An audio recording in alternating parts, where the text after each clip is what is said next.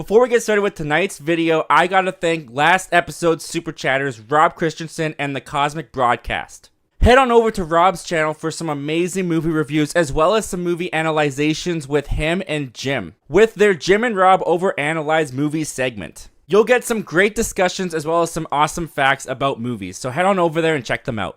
And don't forget to stop by the Cosmic Broadcasters channel as well. He does all videos on all things nerdy, rankings, analyzations, movie reviews, editorials, and so much more. He's also almost at 1,000 subscribers, so help him get there, guys. He talks about all the stuff that you and I love. Their links are in the description below, so don't leave them hanging. Check out their channels. And guys, thank you once again for your generous donations to the channel and supporting the channel on such generous levels. It means a lot to me. Thank you so much.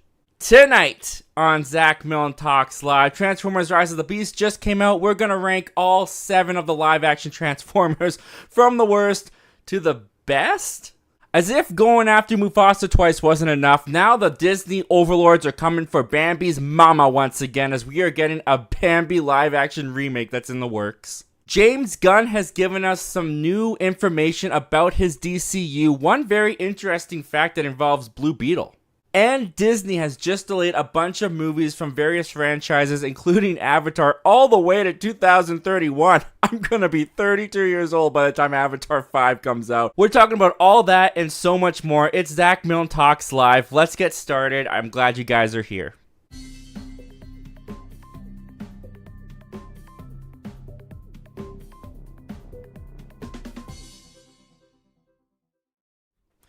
What's going on, guys? Welcome to Zach Milne Talks Live. It's the show. We do it live. It's live right now. Anything that happens now can't be undone. No pressure there. How's it going, guys? Great to have you here. Great to see you guys all in the chat. The chat I've been watching is already blowing up. You guys are already filling it up. I appreciate that so much. I got my Flash pajamas on, guys. Happy Flash Eve to a lot of you guys. I'm seeing it Friday. I know a lot of you guys are probably going tomorrow. I am so stoked. Before we get into the rest of the show, let me just take a minute. Let me thank you guys who have subscribed. And for those who haven't subscribed yet, let me thank you in advance because I know you're about to do it. We have a goal on the channel, guys, of 2,500 subscribers before the end of the year. You guys have been absolutely killing it. I cannot believe we only have 625 subscribers to go. So hey, if you're new and you enjoy the channel, you enjoy the show tonight, I welcome you to subscribe and join our little community. We'd love to have you to talk movies. Yeah, guys, thank you for joining me tonight. I know I missed last week. I had some family stuff going on that just couldn't be missed, so I appreciate your guys' patience. And also, guys, before we get into the show even more, let me just explain to those who haven't been to the show before, we have some predetermined topics that we're going to go through. In between each topic, I'm going to take about 5 to 10 minutes of questions before moving on to the next topic. Then I'm just going to take your comments and questions for the rest of the night for however long you guys want to go for. If you want to help financially support the show, it's always greatly appreciated. I want to say more than just thank you. I want to give you guys something in return. So I have a super chat guide here. I know a lot of you guys have channels of your own, so for $1.99, I will shout out your channel in a community post immediately after the show is done. For $2.99, you get the community post, as well as a link in this description of your channel. And for $4.99 or more, you get the community post, link in the description of this video, as well as next episode, and a special video shout out at the beginning of the show, as you saw tonight for Rob and Cosmic Broadcast. But as always, guys, the super chats are not required to get your comment answered. With all that out of the way, you guys have just been blowing up the chat, so let's get into the chat. Let's get in there. Let's see what you guys are saying. We got Schofield Studios in here. What's going on, man? Happy to see you in here. At this point, the Avatar franchise will last longer than the Harry Potter films.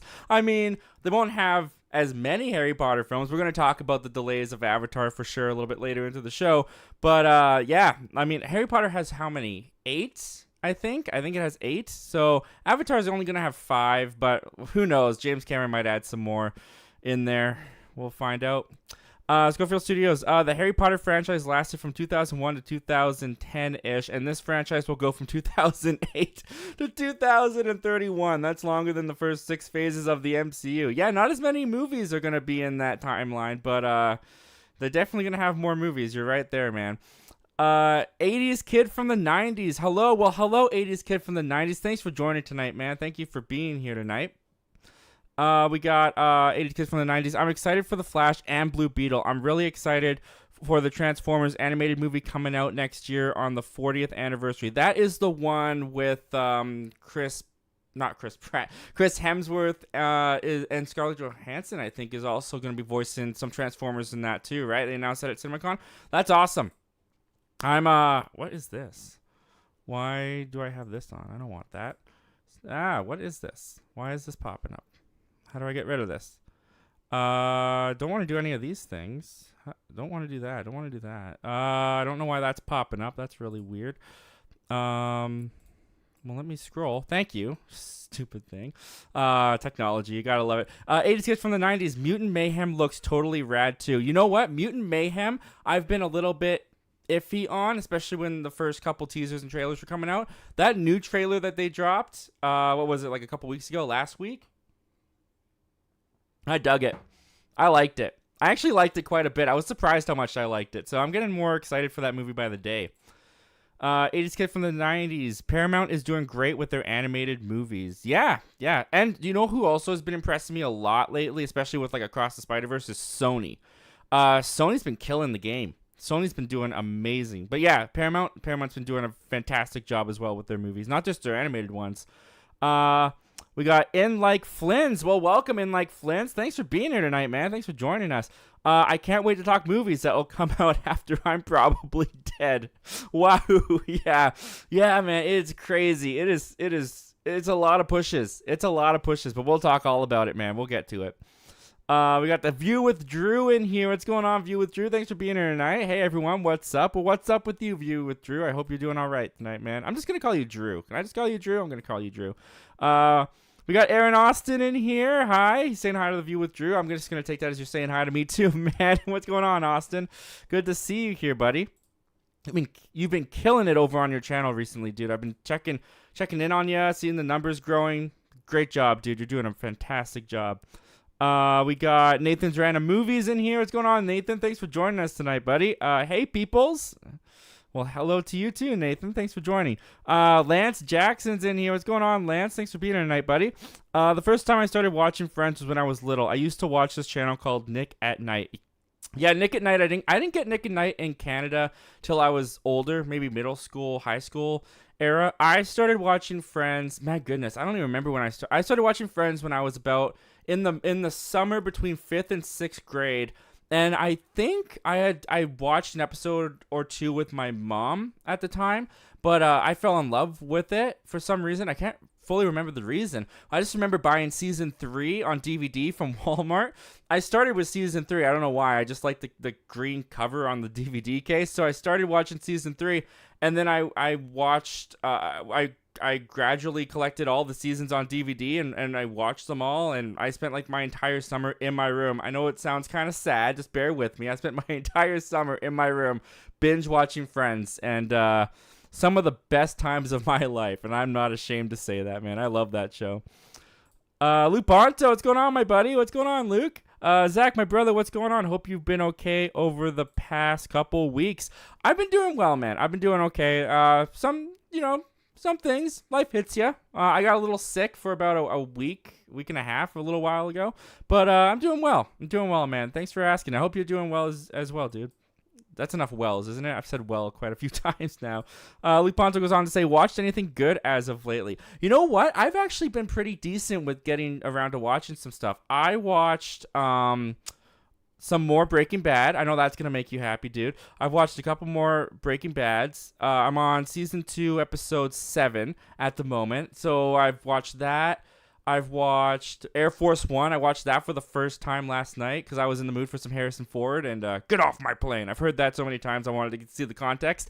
Awesome movie. I love it. I love the Die Hard formula. Just works so well. Like, you just can't mess it up. I love it. And yeah, that movie was really good.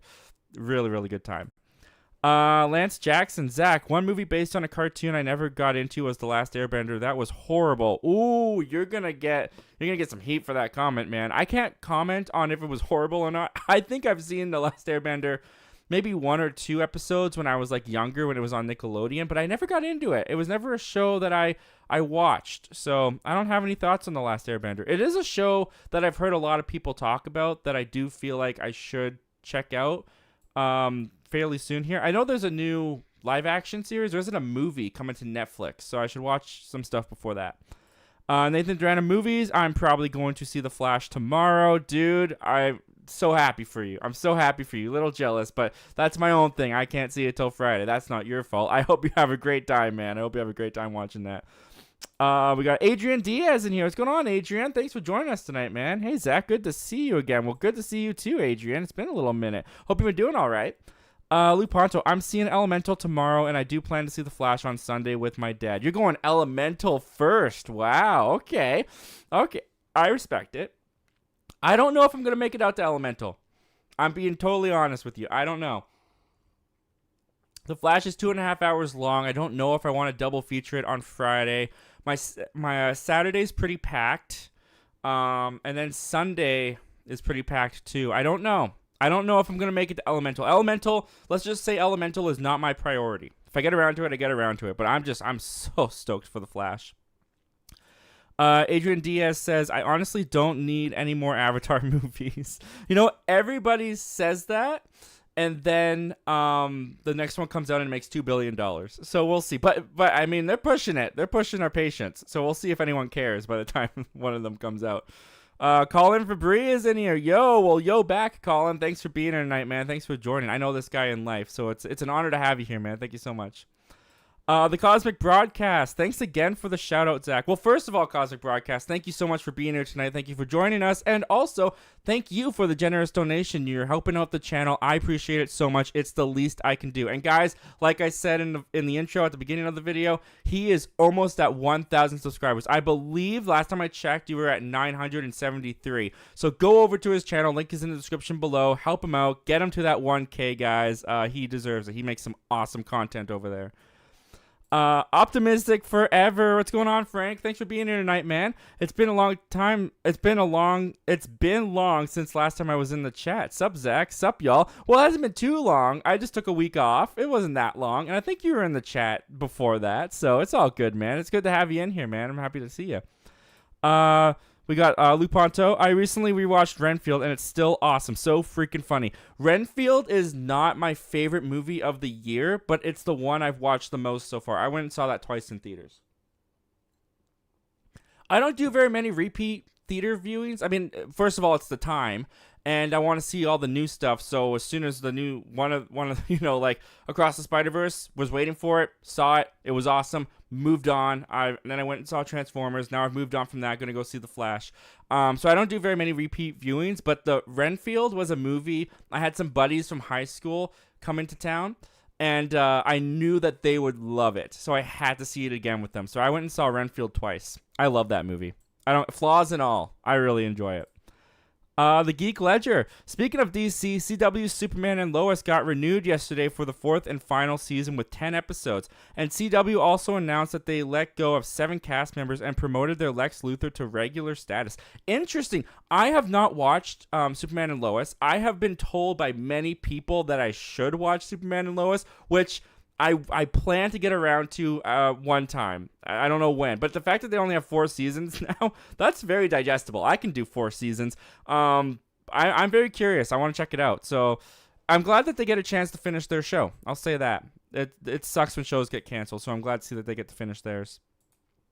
Nathan Drana movies. This weekend, I get to see The Flash, Extraction 2, and Elemental, and I am excited for all of them. I forgot Extraction 2 was coming. I don't pay attention to the Netflix movies. I really, 9 times out of 10, they're garbage. I just don't even bother with them. I have not seen the first Extraction. I heard the action in the first Extraction was really good, but I heard the rest of the movie was kind of meh, so I never bothered checking it out. But Extraction 2, the trailer for this one looked really interesting and cool and fun, so I might watch the first one, and then maybe I'll watch Extraction 2, but it's all about finding the time, and sometimes I just don't have the time for Netflix movies. Just gotta let them go. AV Azor. Well, welcome, AV. Thank you for being here tonight. Hey, Zach. Well, hello, man. Thanks for joining us. 80s kids from the 90s. Is it just me, or does Elio look like a Buzz Lightyear movie? I did not watch the trailer yet. and I'm not very interested to watch the trailer. I don't even know what this is. What's Elio? I think there was some concept art at D23 actually. Now that I think about it, but yeah, I haven't seen that. AV Azar, thanks for commenting on my videos. Well, it was my pleasure, man. Thank you. Let's see. Have you with Drew dropped Cosmic Broadcast a sub? That's awesome. That's what we love to hear, man. Adrian Diaz, I was fine with the second one, which I enjoyed better than the first one, which I believe I'm not the only one, but it shouldn't mean that we should want more. I mean, it doesn't matter if we want more or not. Our dollars spoke for ourselves. We gave that movie $2 billion. They're going to make more, whether you like it or not. I'm looking forward to it. I want to see the rest of the Avatar movies. Aviazor, I have Flash on Friday and hopefully Elemental right after. I had to really push my AMC stubs. Nice, dude. Yeah, like I said, not sure if I'm going to make it to Elemental, but if I do, I do. Aviazor, I just saw Asteroid City tonight. It's not what you think. Asteroid City has not really been on my radar, to be honest with you. I haven't even really been paying attention. I don't even know if my theater's taking that movie or not, but we'll see. Luponto, how is season 2 of Breaking Bad for you compared to season 1? Season 1, I felt like gradually picked up speed, whereas season 2 has just been a rush for me. It's been so good. That episode, I'm not going to spoil it for people who haven't watched Breaking Bad, but the one with Tuco and his grandpa and the bell, that was some really great suspense and tension. I loved that episode. It was so good. Yeah, I'm pretty hooked on the show now. I can't wait to see more. Isaac Rooks, what's up? Well, not much, man. Just having a great time talking with you. What's going on, Isaac Rooks? Thanks for being here tonight, man. Happy to have you here. Wow, you guys are killing the chat.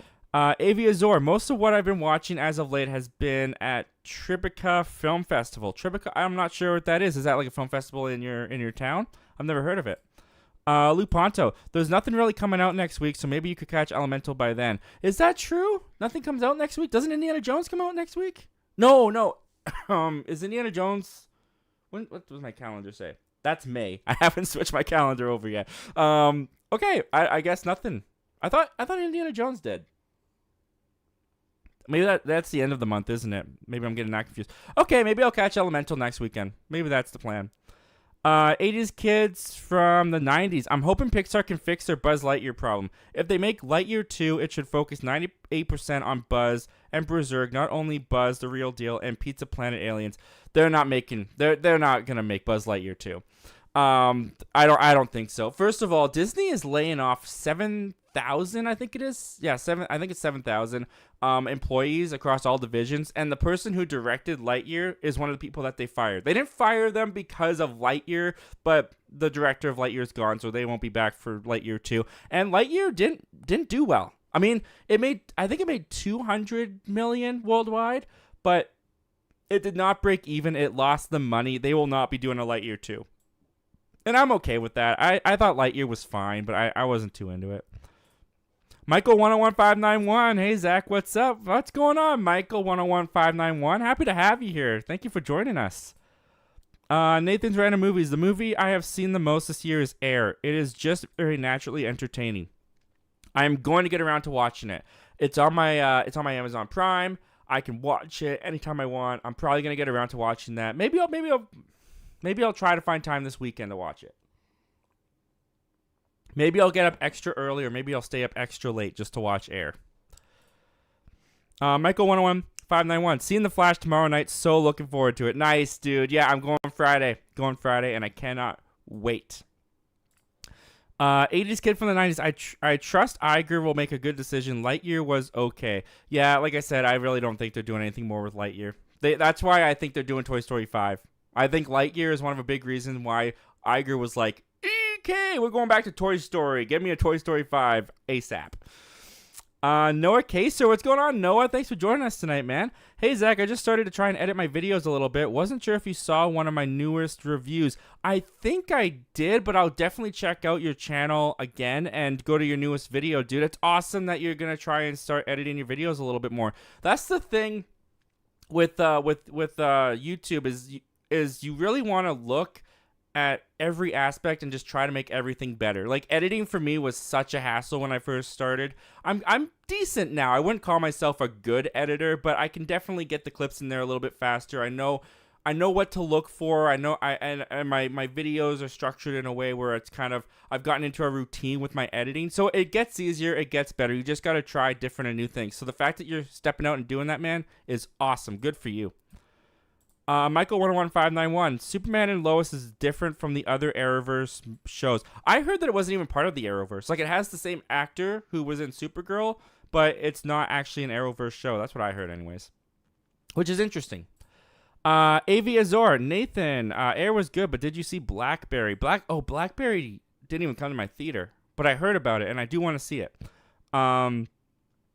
Adrian Diaz, I think it's for the best that some MCU projects got delayed. I like that they're focusing more on quality.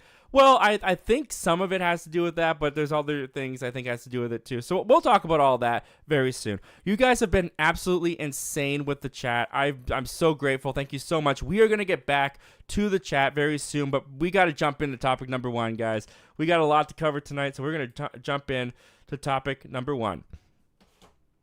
And topic number 1 is going to be this. All right, so Transformers Rise of the Beast, the 7th live-action Transformers installment, has come out in theaters. Now, I've had a couple people asking me if I will do a ranking for the Transformers movies. I don't know if these people are necessarily big fans of Transformers or they just want to hear my thoughts in general, but I figured I'm a man of the people. I will give you what you want. So, tonight, I thought it'd be fun with the release of Transformers Rise of the Beast to give my ranking of the Transformers film from the worst to the best. So, let's not waste any time. Let's get started. Let's start with what I think is the worst Transformers live-action film, and this is coming in at number 7, and that's Age of Extinction. Age of Extinction is, man, it's just a headache to me. I'm going to be honest with you. A lot of these Transformers movies are based on memory. I have not gone back to watch them. Some of them anyways, and Age of Extinction is one that I vow I could never watch again. I do like the introduction to the movie. I think it's kind of cool how they play off of what happened at the end of Dark of the Moon with the attack on Chicago, and now the Autobots and Decepticons are kind of in the same pool, and they're just all evil, and they're the enemy in the eyes of the world. And so they're kind of on the run. They're being hunted. I liked that aspect when the movie began, but then it's just filled with annoying characters. And the action in this one isn't so much exciting as it is annoying and overdone. And what's worse about Age of Extinction is that it is way too long. This is a movie that overstays its welcome greatly. This is nearly 3 hours long. I can't stand it. I'll never watch it again. It comes in at number 7.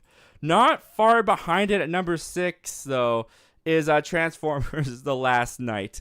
Man, talk about going out on a whimper. This movie, while not as bad as Age of Extinction, it was not much of an improvement. I still didn't really care or like Mark Wahlberg. Even when they paired him up with the little girl, I didn't give a crap. They teased Optimus Prime being the bad guy for this one. He's in the movie for like 10 minutes. Those trailers were so deceitful. And the whole timeline thing where they took the Transformers and put them into all these moments in history, it just didn't work for me. I thought it was completely stupid. I didn't think it made any sense.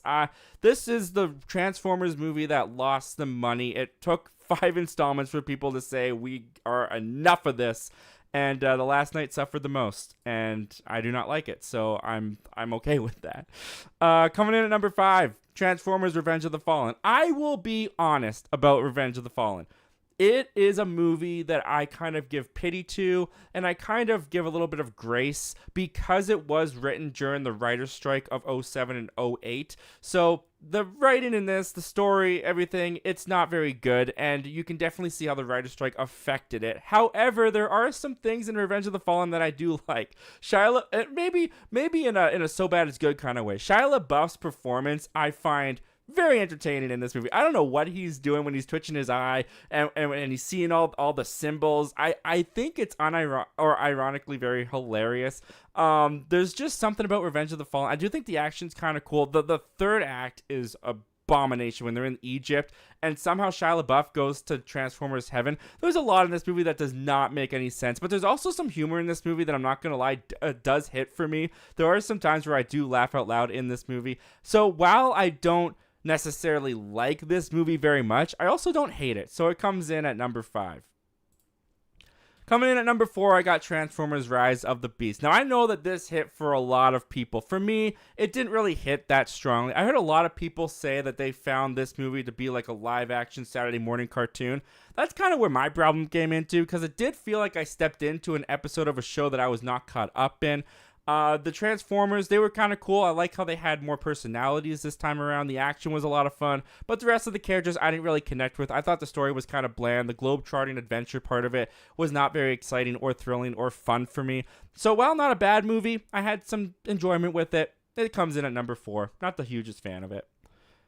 Coming in at number 3, we got Transformers Dark of the Moon. This movie is so crazy, and I kind of love it for it. With all the conspiracy theory stuff involving Transformers, I find that super funny. Shia LaBeouf, once again, is giving this outrageously hilarious performance in my eyes that I really enjoy watching. And the third act battle in this one with Chicago, and the Decepticons are just destroying the place and turning the people into skeletons, vaporizing them right there on the street. It is so dark, but I find it so entertaining. The action in this, I think, is really cool. I think one thing that you got to give Michael Bay credit for, and that he put a lot of work and focus on with these movies, is the action sequences. Sometimes you can't really tell who's fighting who in the Transformers when they transform. It does look a little bit too like metal on metal sloppiness, but the action for the most part I really enjoy, and no more have I enjoyed it than in Transformers Dark of the Moon. So it comes in at number 3.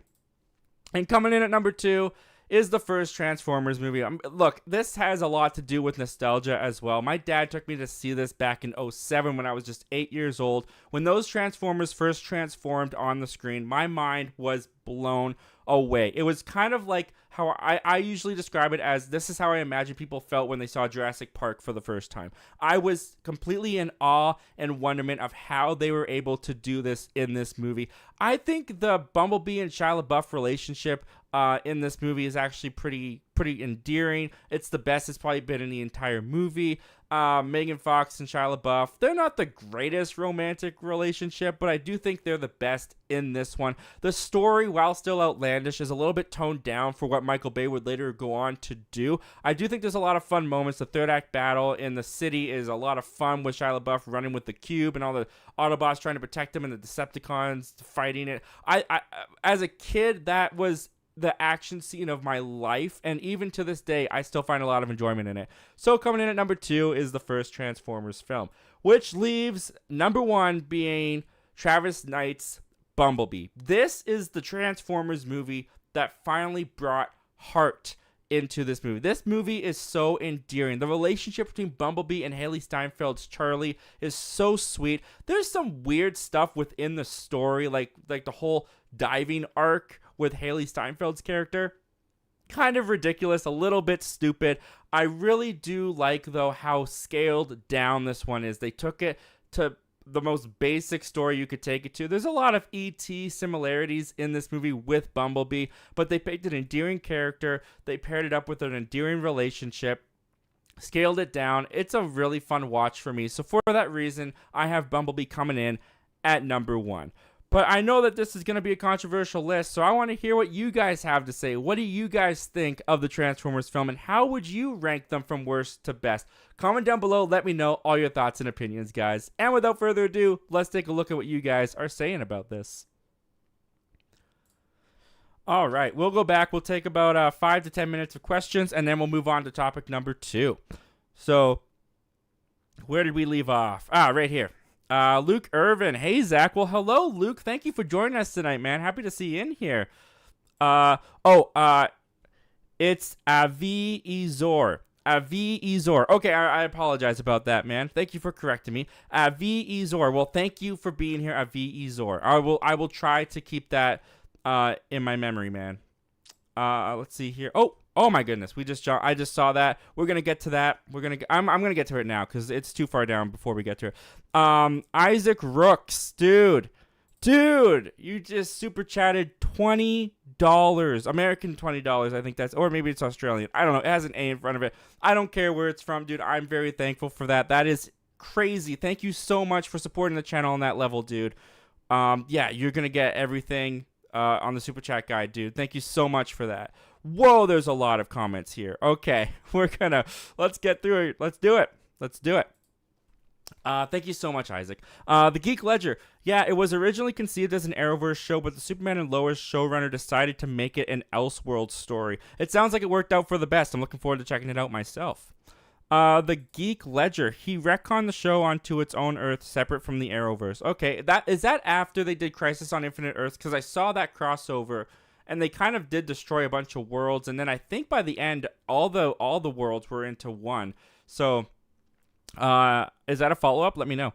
The View with Drew. What are some movie characters from different film franchises you think would form a good team-up? Oh, that takes a lot of thinking. What are some characters from different film franchises? Let's get Bumblebee with Arnold Schwarzenegger's Terminator. Let's get Arnold Schwarzenegger's Dutch in there as well from Predator. And let's get John McClane in there from Die Hard and Harrison Ford from Air Force One. That sounds fun. Let's do that. Oh, and let's throw Iron Man in there as well. There you go. That's just off the top of my head. Can you tell? The Geek Ledger, but yeah, definitely worth a watch. Okay, I'm definitely gonna have to check that out, man.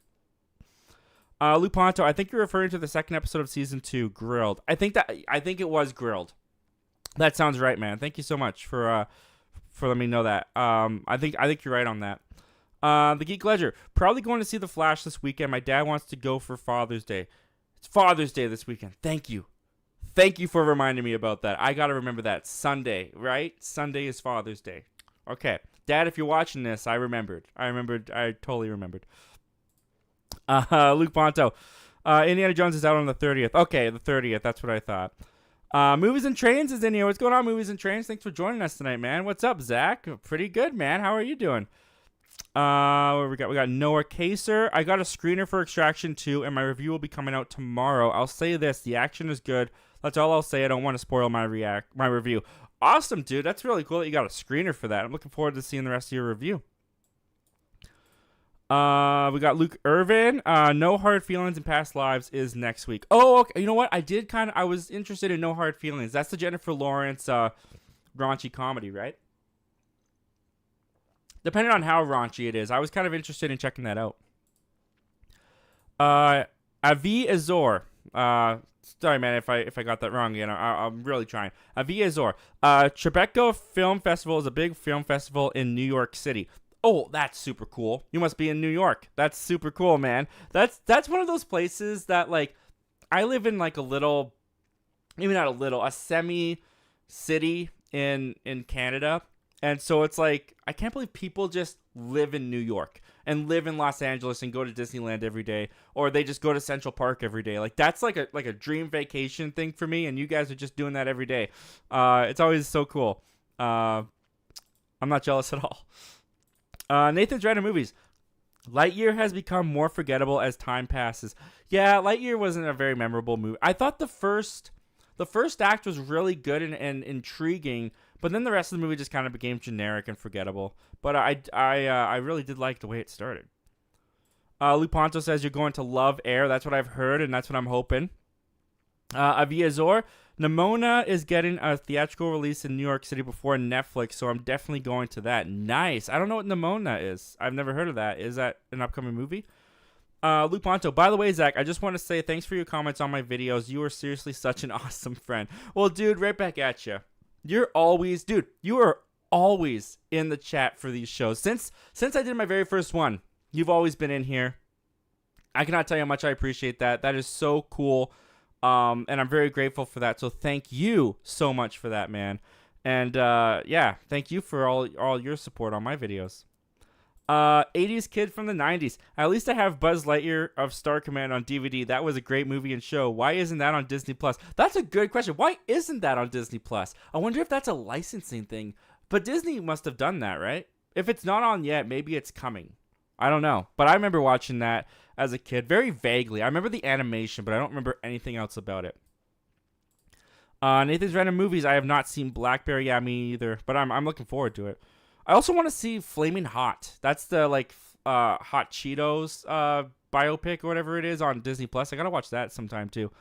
The Geek Ledger, hot take. I want a Woody's Roundup animated series for Disney Plus. That's a Western sheriff versus outlaws type story. Similar premise of a reboot origin story for Woody. Like Woody's Roundup, like they did in Toy Story 2. Like you want like the puppets and everything like that, or you want? Oh, you said animated series. Okay. Honestly, I don't think they'd ever do it. I'd check it out. It'd be kind of fun. I wouldn't mind seeing that. All right, Luke Ponto. Here's my ranking for the Transformers. All right, dude, let's go. Number 7, The Last Night. Number 6, Age of Extinction.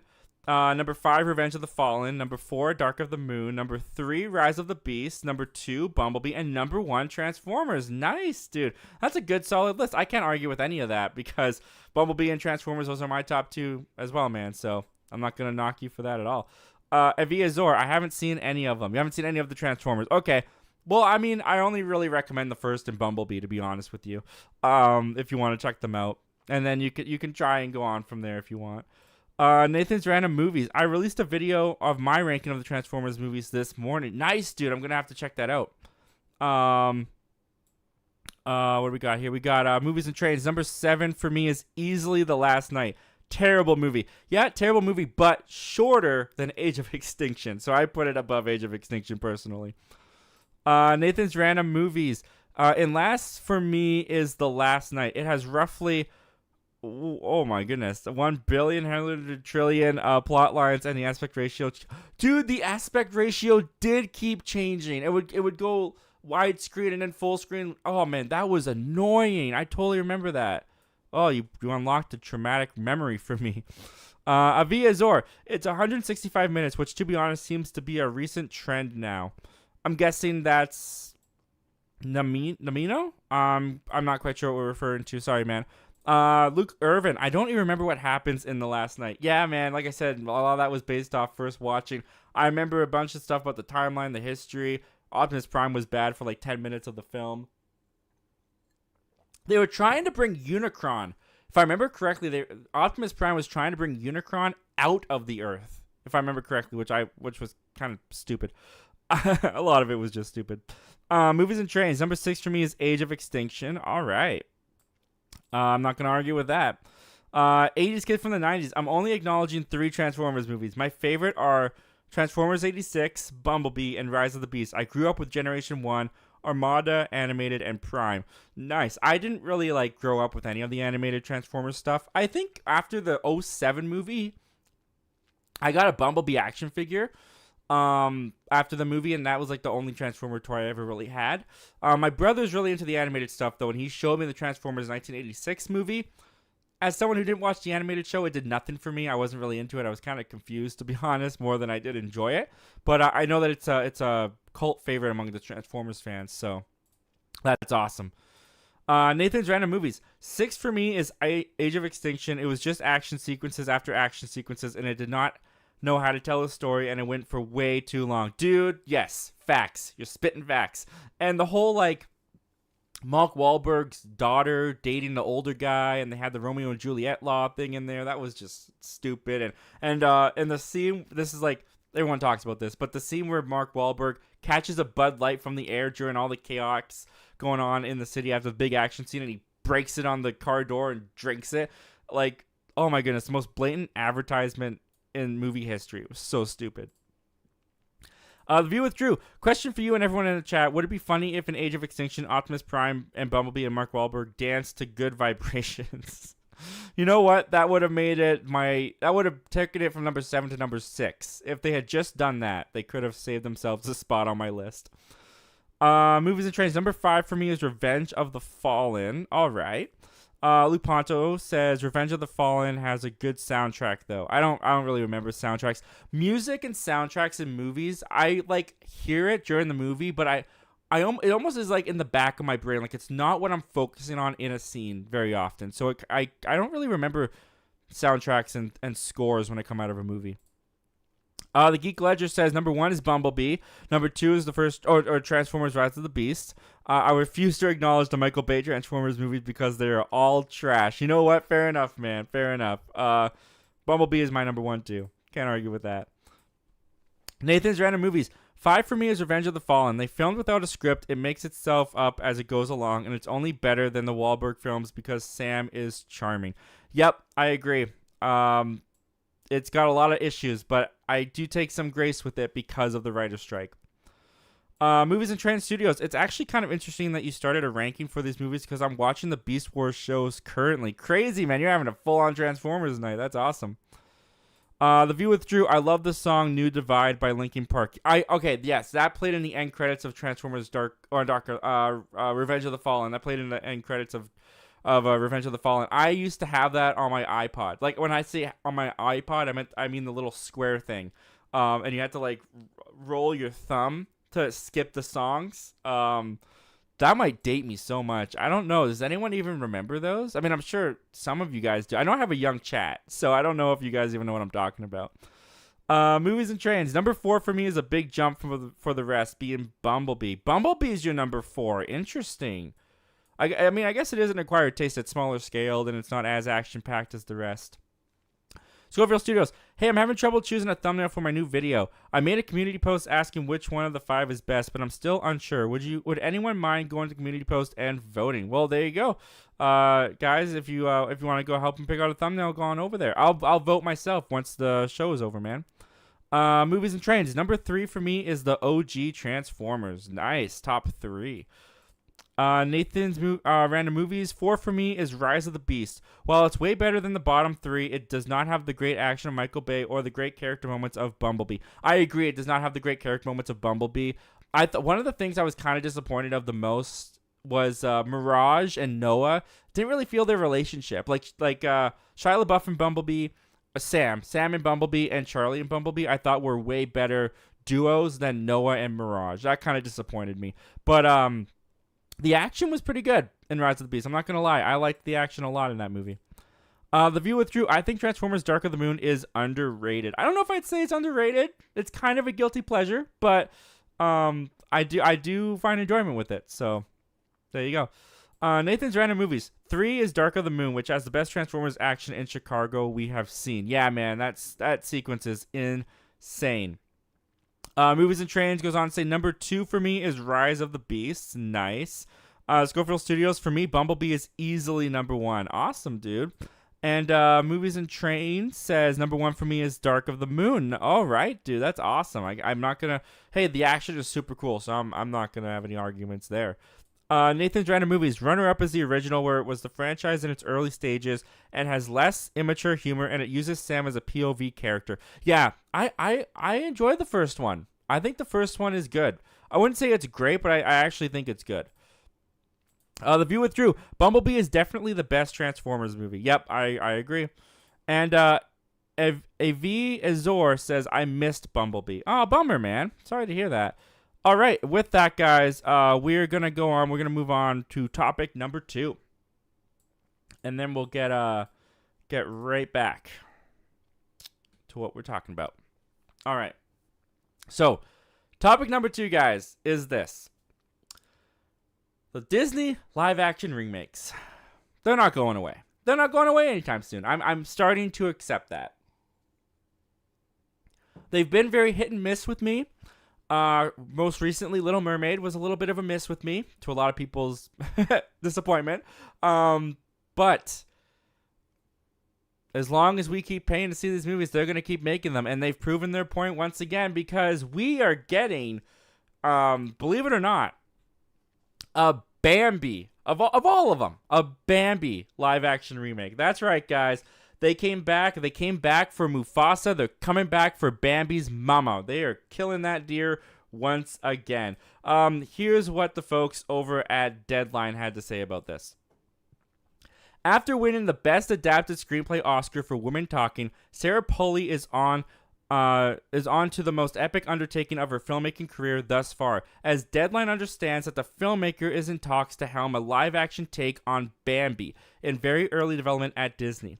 Multiple sources tell Deadline that the project is a musical to feature music from 6-time Grammy-winning country star. I know that already lost a couple of you guys. Grammy-winning country star Casey Musgraves, Micah Fitzgerald Blue, and Noah Harpster. I haven't heard of any of these guys. I'm not a big country music fan, so there you go.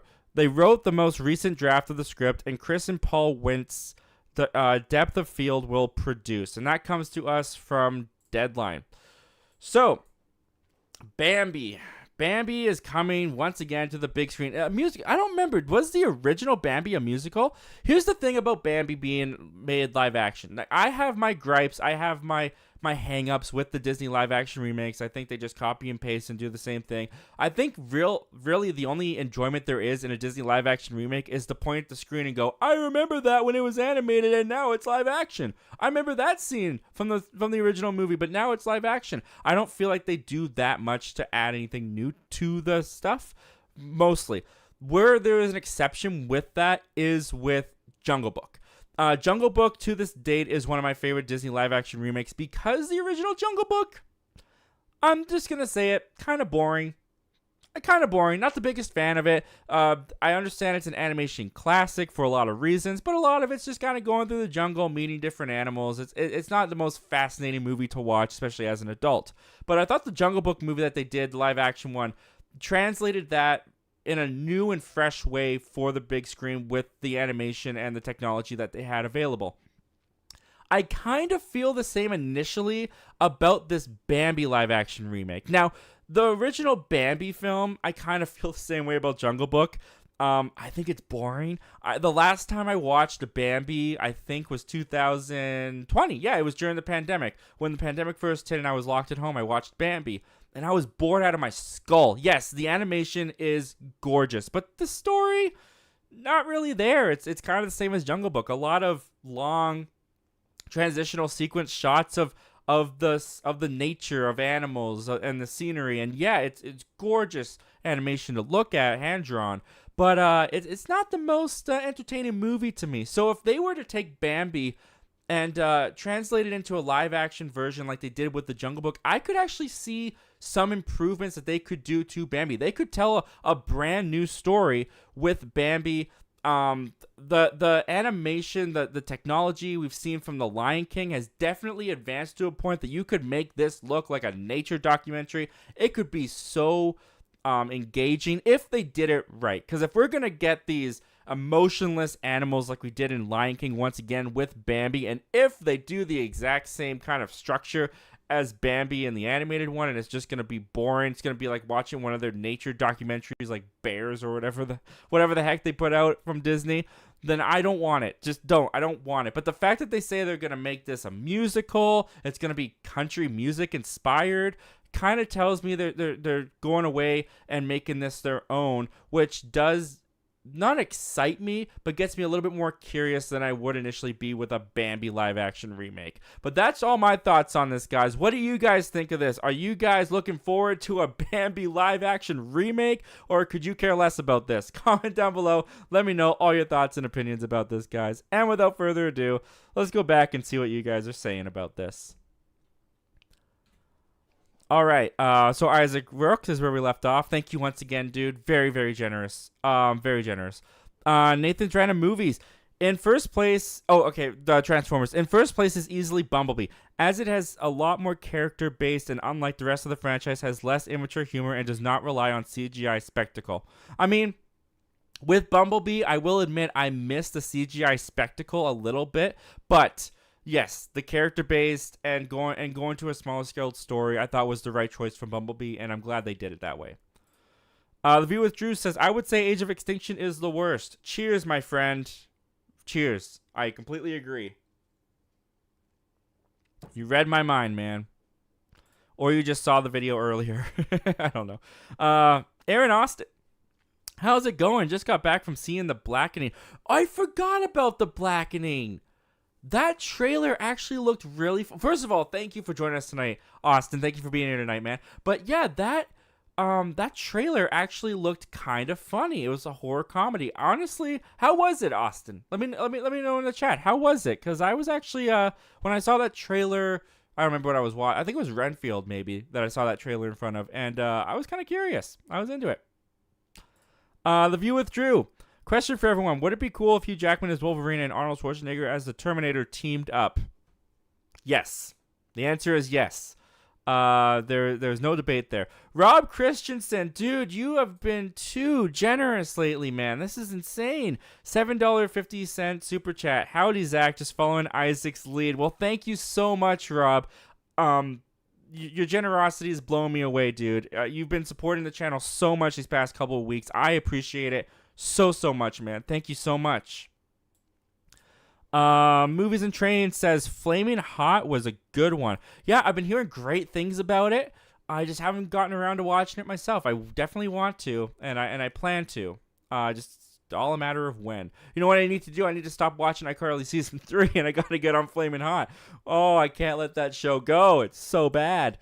Nathan's Random Movies. On that topic, I actually rewatched Toy Story 2 this morning. Nice. Dude, Toy Story 2, I always debate in my head, do I like Toy Story 2 or Toy Story 3 more? They are such great movies. Toy Story 2, my mom tells me anyways, is the first movie I ever saw in theaters. Obviously, I was 1, so I don't remember it at all. But I think that's one of the reasons I have this connection to Toy Story 2. It's like, I just love it. I love it so much. Read Comics. Well, what's going on? Thank you so much for joining us tonight, man. Thanks for being here. Rise of the Beast doesn't come out for another week in Australia. The longer wait sucks. Oh, man, that does suck, man. You know what, though? Just take it from me with a grain of salt, because it's just my opinion. You're not missing out on much. I mean, I don't know how big of a Transformers fan you are. If you love the franchise, you might love it, and I hope you do love it. But, yeah. I hope you get to see it really soon, but just my I don't know, 2 cents is a lot worse of a movie could have been delayed for another week. But I hope you get to see it, man, very, very soon. The View with Drew. Imagine these movie characters teaming up. Christian Bale as Batman, Hugh Jackman as Wolverine, Taron Egerton as Eggsy, and Peter Cullen as the voice of Optimus Prime.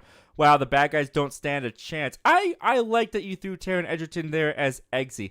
I feel like the Kingsman Secret Service is starting to be a little bit of an underrated film. People don't talk about that film enough. That film is amazing. That film is so good. The sequel, what was that called? The Gold Circle? Something like that, Circle of Gold. That was bad. I did not like the sequel to Kingsman. I thought it was awful, and it kind of killed that franchise's momentum. I know they came out with Kingsman, but I never saw that one. But it kind of killed my excitement for the movie, I guess. But yeah, that first Kingsman, man, with Eggsy and Taron Egerton's introduction, great movie. Great movie. We need to talk about that movie more. Avi Azor says, Age of Extinction is the movie that's 100. Oh, yeah, I believe it. 165 minutes, Age of Extinction. Oh my goodness, dude, it's too long. It's excuse me, it's too long, way too long. Sorry, I need another drink. We have really bad air right now in my area because there's a bunch of wildfires going on. I think Quebec is having really bad wildfires as well. So my air is smoky, and I drive all day, so it's my voice is a little bit affected by the smoke. So please forgive me if I'm coughing or my throat gives out a little bit sooner than it usually does. 80s kid from the 90s. What are your thoughts on Star Wars Outlaws? I think it looks awesome. I hope Ahsoka ends up being great. I'm hoping we get a Star Wars show that's about a bounty hunter on Coruscant. I don't know what Star Wars Outlaws is. Is this a show? I think it really looks awesome. Ahsoka is a show for sure. I hope I like Ahsoka. I know it's Rebels, so I hope it's not too much in the Rebels lore that I can't understand what's going on. But I'm looking forward to Ahsoka. And a show about a bounty hunter on Coruscant would be super cool. Although after they did Book of Boba Fett, I'm like, no, no more bounty hunters. Unless you're gonna make it really cool. But yeah, I don't know what Star Wars Outlaws is. Interesting. Nathan's Random Movies. Are you a bit skeptical of The Flash since it has a Rotten Tomato score of 71 last I checked? That's a good score.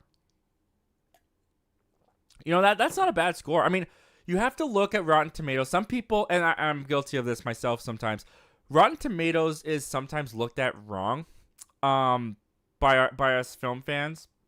Because 71%, you have to look at how many reviews there are as well. That also plays into it. But 71% is a pretty good score. That's 71% of the critics who watched it liked it. Which means if you have 100 critics in the room, 71 are saying, yeah, this is awesome. And then what would it be? 29, I guess? 29 critics over here saying this movie sucked. 71 to 29, it's a landslide. People liked it. I'm not too skeptical about it. I've been hearing really good things about it. I've also been seeing some people on Twitter coming out being like, actually, it wasn't that great. So it's starting to become a little bit of a divisive film online, and that's when I get really intrigued. That's when I'm like, ooh, man, discussions, they're going to happen. Am I going to like it? Am I not going to like it? I get a little bit more excited in that way. But yeah, 71% isn't that bad. 80s kid from the 90s, what are your thoughts on Disney remaking Lilo and Stitch? I am so nervous about them remaking Lilo and Stitch. Oh man, I love that movie so much. That was one of my favorite movies as a kid growing up. And I know that if the movie turns out terrible, my original Lilo and Stitch is still there. It doesn't take away anything. But, oh man, it could go wrong so fast. It also could be really cool. The alien designs, maybe they'll translate awesomely into live action. I do hope they don't do a beat for beat remake of Lilo and Stitch like they do with all their other Disney live action remakes, but I'm nervous, but I'm trying to stay optimistic, and I'll go in with an open mind once I see it. Nathan's Random Movies. Honestly, Disney should probably stop doing these remakes, but we are all still watching them anyways. Yeah, guilty. I'm paying for them. Just like I was saying before, where it was like Avatar made $2 billion. We spoke with our wallets. The Lion King made $1 billion. I went and paid. I saw it. I'm speaking with my wallet. 80s kid from the 90s. Little Mermaid was pretty good. They adapted the Broadway version. I'm glad you liked it, man. I'm really and it wasn't a bad movie. Like, I gave it a week not recommend, but that doesn't mean that I thought it was awful. I'm just like, yeah, there was some stuff in it that I liked, but overall the movie as a whole didn't really work that well for me. So I'm not going to tell someone you should go see it if someone asks me. But man, Halle Bailey was amazing. I'll never ever deny that about that movie. Halle Bailey was amazing.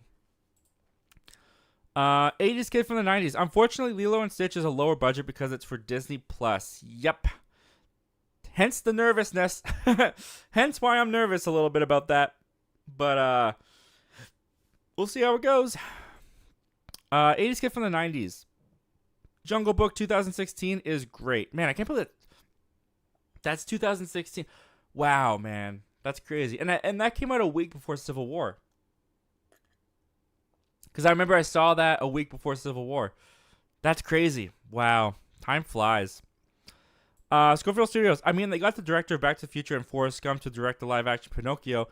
And that I heard wasn't good. Yeah, it wasn't great. I liked it more than other people did. I just took it for what it was. But yeah, I definitely get why some people were like, not into this, not liking this Pinocchio. But Disney Plus, I probably won't even get around to watching Lilo and Stitch if it lands on Disney Plus, but we'll see how it goes. Read comics. There is no difference to doing The Lion King in live action. This is no different to doing The Lion King in live action. Pointless. I mean, like I said, hopefully Bambi takes a little bit less of a copy and paste approach. I didn't mind The Lion King in 2019. I thought it was cool seeing it in the live action animation. I thought that like the spectacle of what they were able to pull off kind of carried me through the movie. But I haven't gone back to rewatch, and I don't plan to at any time of my life. So we'll see what happens. Zach Guller, what's going on, man? Thanks for joining us tonight, buddy. For goodness sakes, I'll be 35 years old when Avatar 5 releases in theaters. Dude, 80s kid from the 90s saying same here. Yeah, I'll be 32. 32. That's so crazy to think about. We'll definitely talk more about that, man. Nathan's Random Movies. I know for a fact that Lilo and Stitch is going to be bad since it's a Disney Plus live action remake. Well, let's not just assume. Let's not just assume it's going to be bad. It might be good. But yeah, I'm a little skeptical. Read comics. Zach, you should skip the previous topics comments just to save time. I just want to make sure everyone gets answered, and I don't. That's one of the. I think the. What am I trying to say? I think that's one of the things that people appeal to the show is that they get their comment and question answered, and I want to get them answered. But yeah, you guys are really killing the chat lately, and it's getting harder and harder sometimes to get to all these questions. All right, we're gonna take another break, and we're gonna move on. We're gonna go on over to topic number 3. Where am I at now? There we go. Topic number 3. And topic number 3 is going to be this. All right, so James Gunn was recently on the Inside of You podcast with Michael Rosenbaum, I think was his name.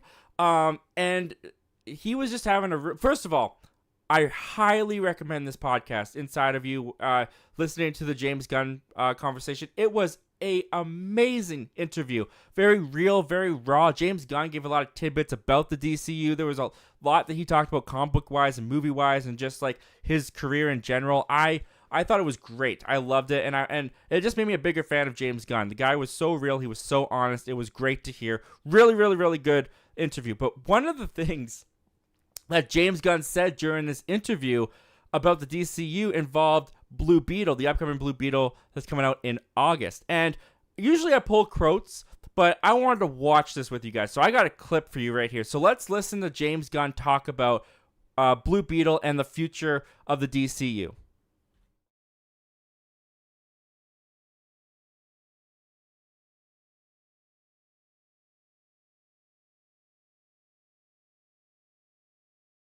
You've worked on Marvel and DC films. How do the two universes differ in terms of tone, style, and approach to storytelling? And what are some of the challenges and opportunities that come with working in each?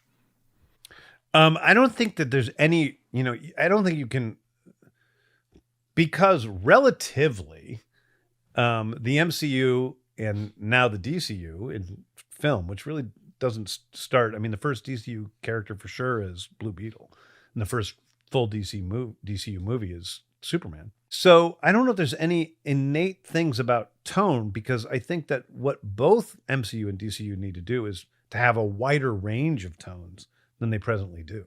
But if you look at the MCU, there are very few superheroes. There are very few traditional superheroes. There was never a guy with a secret identity until Spider-Man in the MCU. Their Cap was turned into a soldier, even though he wears a mask. And that's all there was in DC. Iron Man outed himself at the end of the first Iron Man because they don't want to deal with the secret identity stuff. So there is a bit more of a fantasy element to DCU. For me, there's Superman and Clark Kent. Like, they're two different characters, and you have to find a way to deal with them that's as grounded as possible within this world of DC. One of the things I love about DC and excites me about DC is that, in a way, it's another alternate history. It is Gotham City and Metropolis and Star City and Bloodhaven and all these different places in this other reality. And it makes it a little bit like Westeros in some ways. I love that about it. I love that we get to create true world building in DC. It isn't just we're throwing some superheroes on Earth. Yeah. I like that. So I think that right now, that's one of the key differences. All right, so I tested that before. Hopefully you guys could hear that. It played when I tested it. Otherwise, it was just dead silent for 2 minutes, and that's great for the show. Anyways, so yeah, great interview. I highly recommend checking it out. But he talked about the DCU a lot more than that. He also went on to say things like, after Superman Legacy, as soon as he's done with that movie, he's going on to do Peacemaker Season 2. So a lot of questions were there about, where's Peacemaker Season 2? When's that going to happen? He still confirmed that Waller comes before Peacemaker Season 2. But yeah, I guess we'll get Peacemaker Season 2 the tail end of 2025, maybe 2026. But what I really wanted to focus on with those clip that I pulled and did a little bit of editing to is what he said about Blue Beetle and what he said about his DCU. So let's start with Blue Beetle, because in this clip, James Gunn confirms that Blue Beetle is for sure the first character in the DCU, but he's not the first movie. That goes to Superman Legacy. This is a very interesting quote. This is a very interesting way to frame this, to phrase this, because he doesn't say things like, Peacemaker is the first character of the DCU, or The Flash is the first character of the DCU. He specifically says Blue Beetle is for sure the first character. So this tells me right away, Blue Beetle, he's coming over. They must have a lot of faith in this movie. Blue Beetle was supposed to just go to HBO Max. It was supposed to just be a free-to-TV kind of movie, and they decided to put it in theaters. I guess it turned out really well. James Gunn was really happy with it, that he's going to bring this character into the DCU. Now, it's interesting that he says it's the first character, but not the first movie, because you would think that, hey, if it's the first character and we need to know this character in order to get into the DCU, we kind of have to watch his movie, don't we? Now, there is a couple things that he could be referring to when saying this. One of the things he could be saying that, anyways, interpretation-wise, that I think, is he's saying, like, yes, we're going to take Blue Beetle into the DCU. I guess he'll be played by the same actor, Jolo from Cobra Kai, I assume. We're bringing over Blue Beetle. We're taking him. But everything that happens in his movie, or just his movie in general, doesn't affect the DCU. So we'll have the same actor. We'll have the same character. But what happened in his movie, we won't address. It's not canon to my movie and my universe. So there's that way of looking at it. Another way to kind of look at it from James Gunn's perspective is the fact that he didn't make Blue Beetle. In fact, this whole era of Warner Brothers and DC didn't make Blue Beetle. Blue Beetle was made by the old regime of Warner Brothers. Therefore, it's not really their movie. Same with like Shazam! Fear of the Gods and Aquaman and even The Flash. Those were not movies made under James Gunn's leadership at DC. Before DC was even a studio, those movies were made before all that. So he could also be looking at it as like, this movie is not part of the DCU because it was made before the DCU, but we're still going to connect it in some ways with Blue Beetle, with bringing him over, which would still, in my mind, make Blue Beetle the first movie of the DCU. It's a very interesting way of phrasing it. I don't fully understand. It brings up more questions than answers in some ways. I'm sure we'll get some more answers in less than 24 hours for you guys. For some of you guys, for me, it's like less than 48 hours. Very curious to see what The Flash does and how it's going to connect to DCU. One of the other things that he talks about in this clip is how his DCU is going to look. Now, I've seen some people online on Twitter saying James Gunn took shots at Marvel at the MCU when he talks about like, oh, you're just throwing characters on Earth. We're not going to do that. We want more variety and stuff like that. I think there might be a little bit of that in there. I don't know if I would call them shots at Marvel. Just like he sees the problems as he's now running DC himself. He looks at the Marvel Cinematic Universe. He's looking at his competitor. What are they doing? What's working? What's not working? And what can we do? And he's noticing what the audience is responding to. But I like that his vision of the world of DCU is going to have masked superheroes, because as much as I love the MCU and as much as I do love the familiarity of these characters being on a world that resembles ours, it feels very grounded, and the superheroes, they don't really worry about the masks and hiding their identities, and they can just go out and be like celebrities basically. I have enjoyed that about the MCU, but I'm not going to lie when I say that in this interview, when James Gunn says we're missing the vigilante that masks up and hides his identity, and Clark Kent and Superman, I see them as two different people. They're going to be played as two different people. That gets me excited. I kind of miss that era of superheroes, of comic book movies. I like, especially in like the Christopher Reeve Superman, how he had to put on a persona of Clark Kent to make people less suspicious of him being Superman, and when he's Superman, he acts a different way. I've enjoyed that. I miss that. I like that James Gunn is going to bring that into his DCU, and I also like that he mentions like DCU is kind of going to be a fantasy world. It's not going to feel like our world exactly. It's gonna have made up cities. It's gonna have made up places just like the comics do. I like that he's keeping that approach. He's sticking to those roots. And it's also a great way, it's very smart as well, to differentiate themselves from the MCU. Because if they just put Batman, I don't know, you'd get so much backlash. But if they put Batman in like New York City, or they put Superman in New York City, and they tried to do the Marvel Cinematic Universe thing where they put him in real locations, not that they can't do that all the time, but you would get comparison between the MCU and the DCU. So the fact that he's laid out his universe, he's building out his world in this way, I'm very excited for. And I just, this interview made me more confident in James Gunn's vision for the DCU, and it made me more curious. It made me more not skeptical, but just kind of confused in some ways, but also really, really excited for what James Gunn is going to be doing with this DCU. What do you guys think of these comics? What did you guys think of what James Gunn had to say about Blue Beetle being the first character, but not the first movie? Does that make sense to you? Comment down below. Let me know all your thoughts and opinions about this, guys. And without further ado, let's take a look at what you guys are saying in the chat. Let's see if any of you guys said I can't hear it, because that's very possible. All right, we got Zach Guller in here. Flamin' Hot was decent, definitely worth at least a watch to solidify thoughts for yourself. All right, you're kind of the most lukewarm on it that I've heard so far, Zach. Decent. I mean, decent's good, but I've heard things like it's great, it's awesome, very underrated this year. Zach Guller. Dude, iCarly, it's so much better this season than last. Nathan Kress is such an underrated actor. Okay, dude, I'm glad you brought this up because I can geek out a little bit about iCarly. Yes, Nathan Kress has and is definitely still carrying this show. I find this show so cringy. It's so bad. I honestly think it's very, very, very bad. It's not funny. It's not written that well.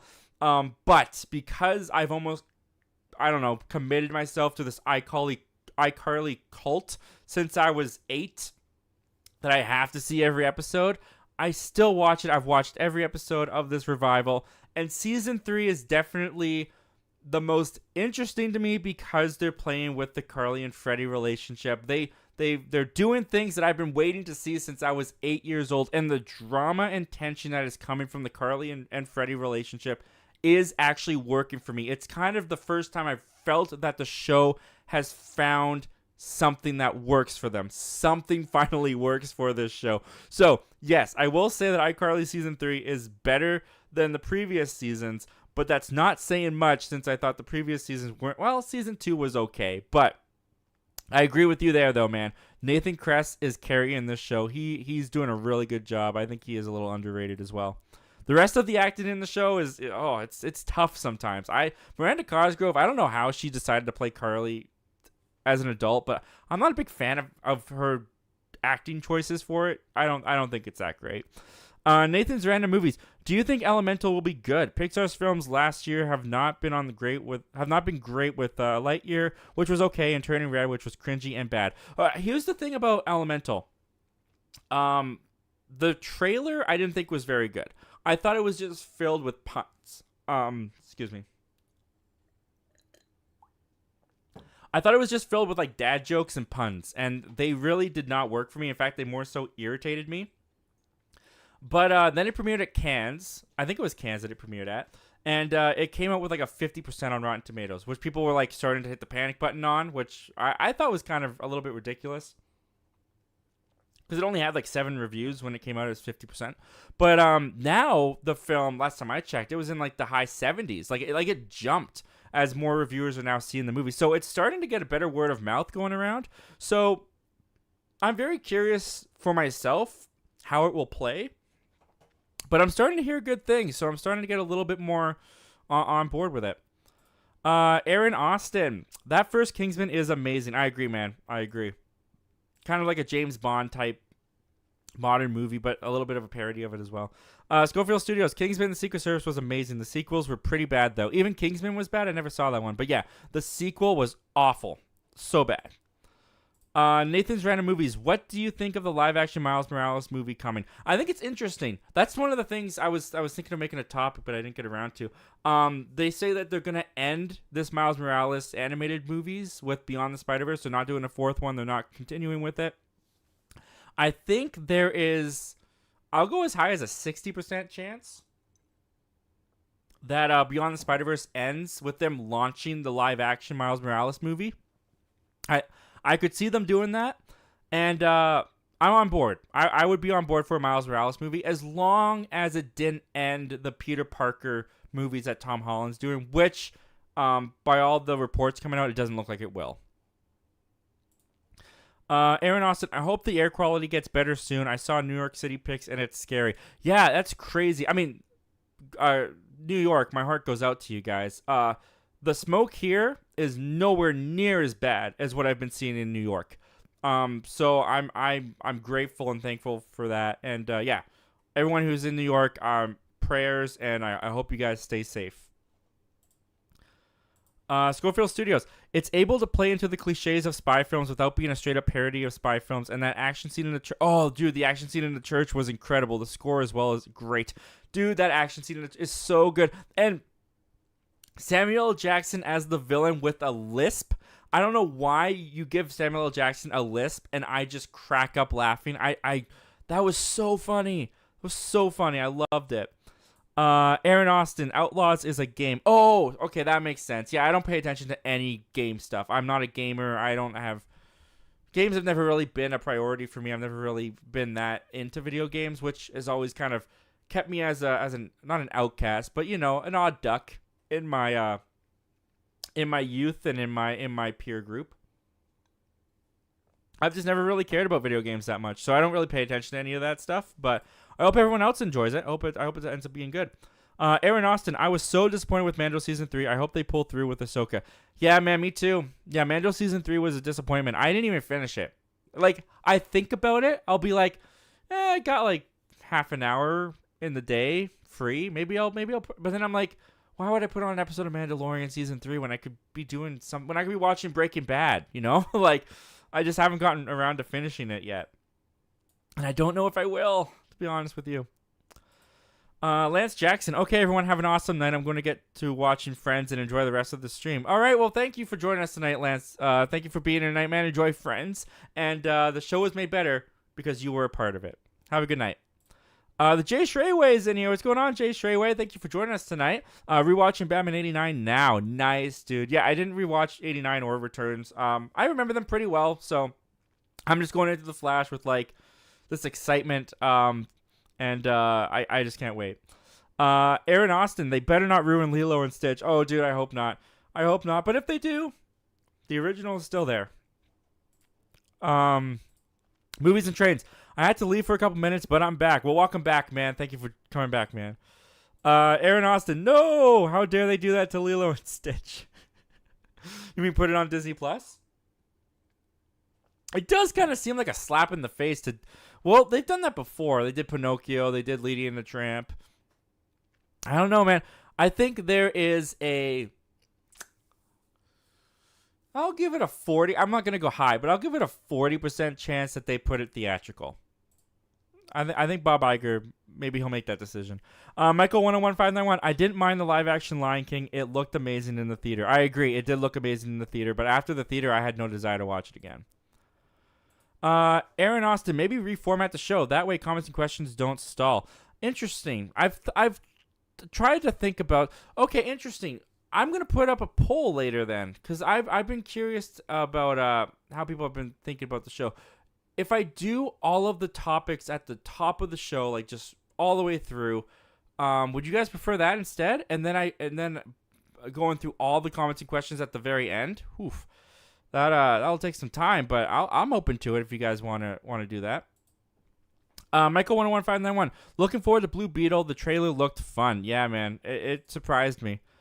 80s kid from the 90s. Here's a team up: Rocket Raccoon, Stitch, Buzz Lightyear, Batman, and Boba Fett. That's interesting, man. I love it. I'll take it. All right, guys, we'll pause there and we'll go to our final topic of the night, and then we'll just finish off all the comments and questions for as long as you guys want to go for. All right, guys. So the final topic of the night, topic number 4, and that is going to be this. All right. So the other day it came out that Disney, they are delaying quite a bit of their franchise movies, including Star Wars, Marvel, and Avatar. Now, Avatar is the big one that's kind of going around right now because these delays, man, these delays are crazy. Let's take a look at these. Okay, let's start with Avatar. Avatar, right? Okay, so Avatar 3 was originally set to come out December 20th, 2024. That is now going to be coming out December 19th, 2025. That's not too bad. That's about a year jump. Not too bad. I can wait for that. Avatar 4 was supposed to come out in December 2026. That baby has been pushed all the way to 2029. And Avatar 5 was supposed to come out in December 2028. Now it's coming out in December 2031.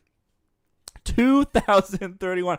I am going to be 32 years old when this movie comes out. That is crazy.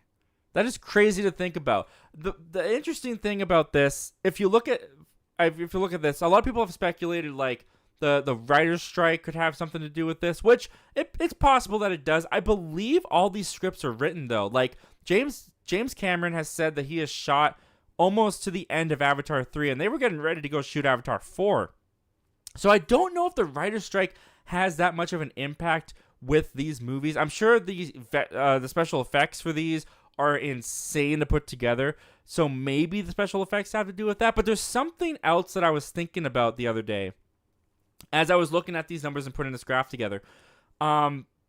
Because Avatar 3 is just a 1-year jump, and then you get Avatar 4 and 5 that become like 3-year jumps. We talked about on the show, on the last episode of the show, that James Cameron said that he was in the process of writing a new Terminator film. He's working on a new Terminator film. So is it possible that these delays have been pushed to give James Cameron that time to write a Terminator film as well as shoot and get a new one out? Is it possible that in between Avatar 4 and 5, they're working on getting a new Terminator film out to us? Because these delays, man, they're pretty big. They're pretty big, especially when you consider like when they were supposed to come out. They're moving it an entire 3 years. That's quite the jump. And I cannot believe that number, 2031. That is crazy to me. I cannot believe that. But Avatar is not the only thing that got delayed. We got a bunch of Marvel delays as well. So let's look at the Marvel delays for a second. Now, it actually starts off first on a very positive note, because if you look here, we got Deadpool 3. Now, originally, Deadpool 3 was supposed to come out November 8th, 2024. Well, Deadpool 3 has now been moved up. Deadpool 3 has been moved up by about 6 months to May 3rd, 2024. We are now getting Deadpool 3 like 6 months before we originally were going to get it, which this makes a little bit more sense because Deadpool 3, we already know is filming. The script is done. They are in production. They're shooting as we speak. So because this project is one that's already on the ground, running and getting going, it makes sense that it would now be the one that comes out first. And then we got Captain America, Brave New World, which was supposed to come out May 3rd, 2024. Now we have Deadpool 3 taking its spot. And that's the thing about Marvel, because it's the universe, because everything is so interconnected and goes together. When one thing moves, it's a domino effect. Everything has to move. So we get May 3rd, which was originally Captain America, is now Deadpool, and Captain America Brave New World is now becoming July 24th, 2024. The Thunderbolts was supposed to come out around that time on July 26th, 2024, but that has now been moved to December 20th, 2024. So not huge moves. Like, I've seen a lot of people online freaking out about a lot of the Marvel delays. They're only a couple months for the majority of the time. They're still coming out in the year they were supposed to come out. So that's not too concerning, in my opinion.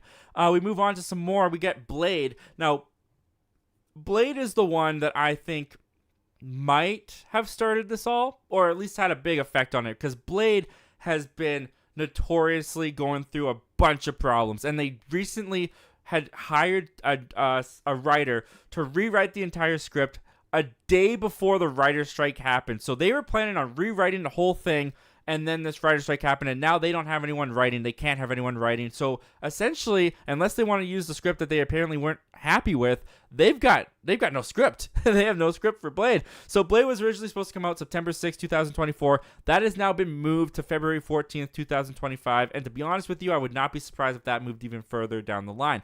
Then we get Fantastic Four, which was originally supposed to come out February 14th, which is now Blade's spot, and now that's coming out May 2nd, 2025. And then we get Avengers Kang Dynasty, which was originally, it's funny watching how these domino effects work, because originally that was supposed to come out May 2nd, but because now Fantastic Four is on May 2nd, they have pushed that to May 1st, 2026. So Avengers Kang Dynasty has moved an entire year, and along with Kang Dynasty, because it's now coming out on May 1st, 2026. Avengers Secret Wars was originally supposed to come out May 1st, 2026. Now that's been moved an entire year as well to May 7th, 2027. Now I'm not too surprised by this. I always suspected that the Avengers movies were going to move a year. We were not going to get those in 2025. I just didn't. And especially now, we talked about this as well a couple weeks ago. There was rumors that Jeff Loveness, who was on board to write for Kang Dynasty, there was apparently a report that he had left the project, that him and Marvel parted ways on Kang Dynasty.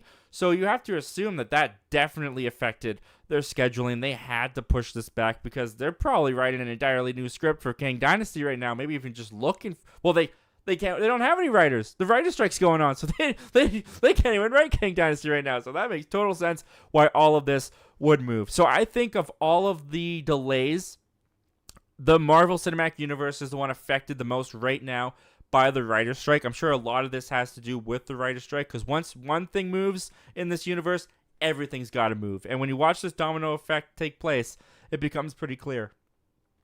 Now, along with Avatar and along with Marvel, we got some dates for Star Wars. Now, they didn't give us any details on these Star Wars movies. They just announced 3 new Star Wars movies, and they gave us 3 dates for all of them. So, this I don't buy for a second. We have 2 Star Wars movies, guys, coming out in 2026.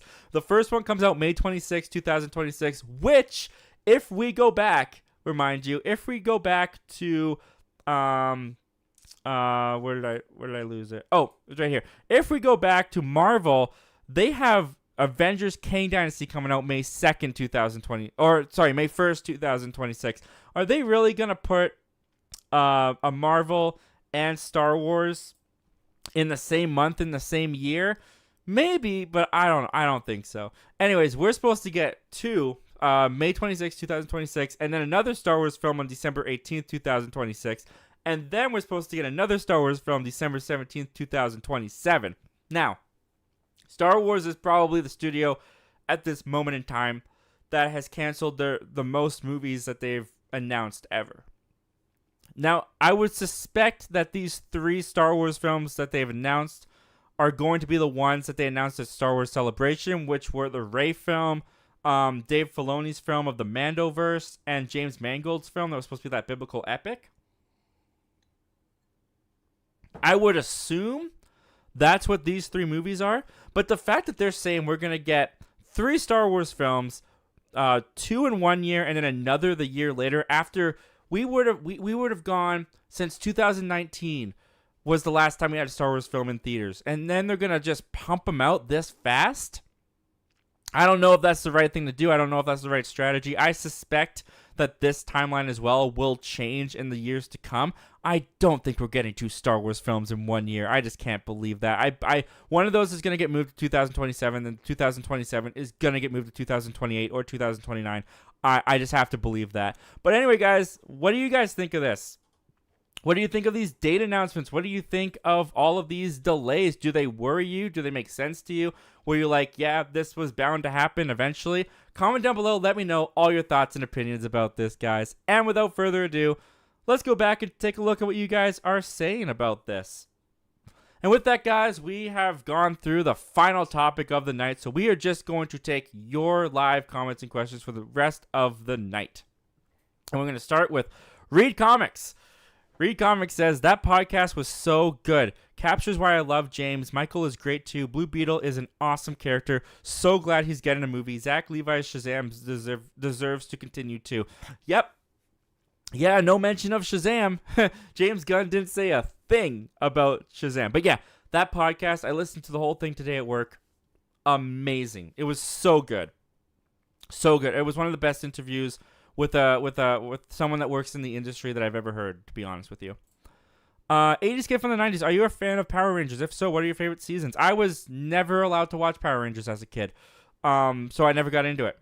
Unfortunately, I guess. I did watch, there was a Power Rangers crossover with a live action Teenage Mutant Ninja Turtles show back in the 90s. I watched that crossover because I liked the Ninja Turtles. But other than that, I haven't seen anything. 80s kid from the 90s. Rumor is they're getting Jensen Ackles to play Batman. Great choice. If they decided to cast another actor, who would you pick? My pick is Jake Gyllenhaal. Man, I don't know. I'm very bad with fan castings. Who would I want to play Batman? I don't know. I'd have to think about that. I know Nicholas Hoult is up for, or rumored, which is another thing actually that James Gunn talked about in the podcast, is he was saying that these short lists for Superman that you're seeing from the press, most of it's false, and he was talking about how he found that very disrespectful to those who are auditioning and aren't auditioning, because it's like a lot of these scoopers just hear from their client, from agencies that they think their client is auditioning to, then they run with that as a scoop. So it was interesting to hear James Gunn's perspective and thoughts on the whole scoop culture and people releasing who might be up for a role. And I don't know, I liked that part of the interview a lot. It was really fascinating. As far as who I would pick, Nicholas Hoult is coming to mind. Maybe he'd be good. Michael 101591. I like your Transformers list, but I disagree on the Last Night being better than Age of Extinction. Last Night was terrible, and I like Age of Extinction better. That's fair, man. It's all subjective. I'm just saying they were both terrible. I just thought Last Night was less terrible, and it was shorter. So that's why I put it there, man. It was believe me, it was not given much praise to the Last Night over Age of Extinction. AG, well, what's going on? Thank you for joining us tonight, AG. I'm pumped for Gunn's DCU. Me too, man. Especially after hearing how he speaks about it. He's so calm. He's so collected about it. And he also praised Peter Safran a lot in the podcast as well, which I thought was beautiful. Because we always talk about James Gunn, but we forget to mention Peter Safran, and he's just as much a CEO of DC as Gunn is.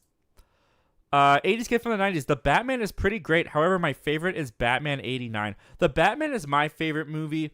Batman 89 is kind of goofy.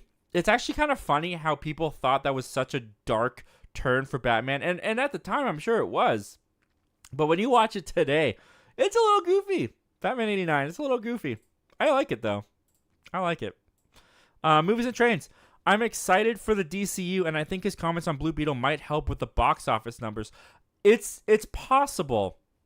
It really depends how much that gets out into the public. Because I don't know how much the DC box office failure honestly has to do with this conspiracy theory that people are hearing. Well, it's all just going to be rebooted anyway, so we're not going to go watch it. The majority of the audience doesn't care about that. If I went and asked my dad, hey, do you know what's happening with DC and James Gunn? He'd be like, who? What? What's going on? He'd have no idea. And I really do think that the DC movies are performing poorly because the universe just didn't appeal to audiences like the MCU did. And people are voting with their wallets now. They're not going to see these movies. So I don't know how much saying that Blue Beetle is going to be the first character in a DCU movie, especially when you also add on to that it's not the first movie. You know what I mean? Like, yeah, the character is coming in, but the movie's not the first movie of this. I don't know if that pushes the needle for very many people. 80s kid from the 90s. I'm interested in this Cheeto film. Me too, man. Me too. I got to check it out soon. AG says, little skeptical about Blue Beetle, though. Trailers haven't sold me on it. Hope I'm wrong. Well, I will admit that while the trailers did surprise me a little bit, I think Jolo looks great in it. It definitely looks made for TV at some times, and it was originally going to be a streaming movie, so I'm very curious to see how that will play in the movie theater, but yeah, we'll have to see how it's going. Nathan's Random Movies. What is your most anticipated project of James Gunn's DCU? Probably Batman Brave and the Bold.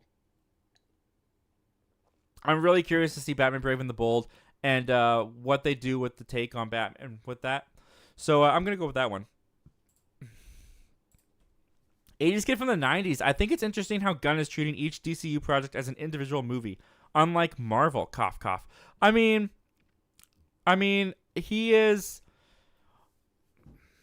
I think it's a little bit too early to say that he is. I mean, we haven't seen anything yet. He's just started on the first one, but you also have to remember that James Gunn is not... Like, it's not like he's going to be doing all of these... himself. Like he's got to hire people, he's going to hire writers, he's going to hire directors, they're going to give their vision on these movies, and he does say they're attempting to tell the greatest story ever told over the course of movies, television, and video games and comics. So I don't know. And animation too, like Creature Commandos, he said that he was working on, and they're recording some of that in the booth right now, and that's going to be the first DCU project to come out actually. So we'll have to wait and see how connected his universe is, how much they play off of each other. And Marvel, I mean, yeah, they don't do Elseworlds movies, but they've done a really decent or a really great job with their universe up until this point.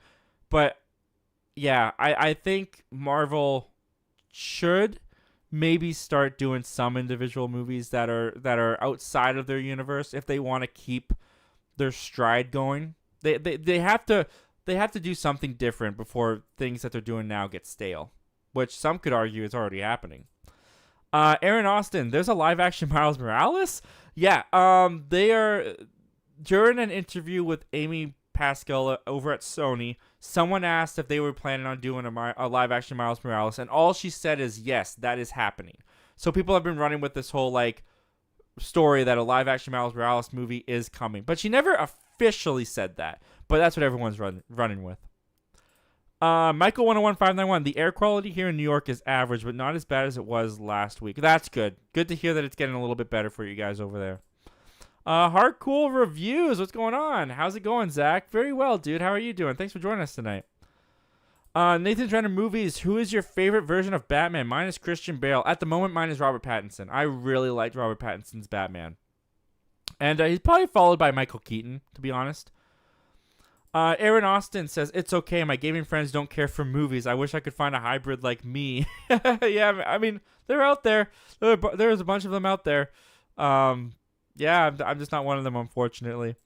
Hardcore Reviews. I'll be seeing Pixar's Elemental tomorrow, and I'm going with low expectations. Hopefully, this is the return Pixar needs. I mean, Pixar, besides Lightyear, Soul was good. Turning Red was okay. I don't really have any desire to watch it again. They've been putting out some pretty consistently good things. Just they're on Disney Plus. But hopefully this is their return to the glory days of them being in theaters. Toxic Gamer 331. What's going on, dude? Hi, Zach. Sorry I'm a little bit late. I was doing a live stream as well, facing the Riddler in a race in Batman Arkham Knight, and he was annoying the crap out of me. Well, I'm glad you made it, man. I'm happy to have you here. And you don't ever have to apologize for being a little bit late. I've said this before, and I'll say it again. You guys never have to be here. The fact that you are here is my pleasure and my honor. So you just pop in here and say thank you for being here, and I'll say... Or no, you say, sorry, I messed that up. Say, you're welcome for being here, and I will just say thank you for being here, because you don't have to be here, but you choose to, and I cannot thank you guys enough for that. The show would be nothing without you guys. Toxic Gamer, I have a question. Are you monetized on YouTube? I am monetized on YouTube. Yes, I am. Living the life. Hardcore Reviews. Seeing The Flash for a second time on Saturday. You saw it last Monday at an early screening, and it was great, but definitely overhyped by the initial reactions. I've heard that a lot. I've heard a lot of it's overhyped, but I'm so excited to see it. And the fact that you're saying it's great makes me just that much more excited, man. I'm glad you got to see it. I'm a little jealous, but I'm glad you got to see it. Schofield Studios. Yo, I just started watching Breaking Bad. Halfway through season 2. Me too, man. Tuco just died, and Mary continues to be horrible. Hank is cool, though. Lots of symbolism. When does Gus join the show? No idea who Gus is. I'm halfway through season 2 as well, and it sounds like we might be at the same point, dude. That's funny. Nathan's Random Movies. Is Across the Spider-Verse your favorite Spider-Man movie? It is in third place for me. No, my favorite Spider-Man movie is still Spider-Man 2. I don't know. Maybe third place would be No, I think fourth place would be Across the Spider-Verse for me personally. I just, I've said this before. The Into the Spider-Verse movies I think are, well, Into the Spider-Verse I think is really good. Across the Spider-Verse I thought was great. But they're still not the Spider-Man movies that I prefer to watch. So when we're talking about my favorite ones, I like the ones where Spider-Man's on his own, secret identity, has to get the scraps of life. Everything he does to be Spider-Man makes his life horrible. That's the Spider-Man I love. So Spider-Man 2 is still my favorite one, followed by Sam Raimi's first Spider-Man, and then probably Spider-Man No Way Home would be third, and then I think I'd put Across the Spider-Verse in number 4. I think. That's how I feel at the moment anyways. Toxic Gamer 331, Avengers getting delayed to 2026 and the Avatar movies getting delayed even more sucks. I mean, the fact that Avatar doesn't conclude till 2031 is like, am I even going to be that invested by 2031? I think that's crazy. The Avengers ones doesn't really surprise me. And honestly, I think that they need time. I think that they really do need time to build up these Avengers films. Because at the time when they were originally going to come out, we were only like a two years, I guess, maybe a year and a half away from Avengers Kang Dynasty. And I do not feel like the audience has that much excitement for these Avengers films, especially the way that they've been building up this new cast of characters. They really need to get the audience in love with the characters like they did with the original Avengers, if those movies are going to work like they used to. And I think just giving them more time to get there is a good thing. 80s kid from the 90s. I'm skeptical about that Moana remake. Me too, man. Me too. I just don't understand it. I feel like it's too soon, and it just seems weird that they're doing it now. And The Rock is gonna play Maui again. I don't know. It just seems weird. Nathan's Random Movies. It's hard to imagine that I will be 22 years old once Avatar 5 releases. Dude, I'm gonna be 32. Sorry. Excuse me. Dude, I'm going to be 32. You're going to be 22? You'll be fine. You'll be fine. I was 23 when I saw Avatar 2. 22 is fine, man. I'm going to be an old man. I'm probably going to be bringing my 6-year-old. No, wait, that might be a little bit too soon. There's a possibility I will be bringing a kid to Avatar, my kid specifically, not just a random kid I find on the street. I don't need to emphasize that, but I just wanted to make it clear. I meant my kid. There's a real chance I'll be bringing my kid to Avatar 5 in 2031. I would give it a 90% chance actually at that. Michael 101591, Disney sucks in delaying these. I mean, hey, we don't fully know the reason why they were delayed. I do suspect that the writer's strike had a big part with the Marvel delays, because a lot of that stuff is not fully written or done yet. So I could see that having a big effect on Marvel. The Avatar stuff I feel would be effects. I feel like that might be the biggest point of why those might be delays, is because the effects are just so much work. But hey, hopefully they just make awesome product, and when it comes out, we all love it. 80s kid from the 90s. Avatar is awesome. Both of them.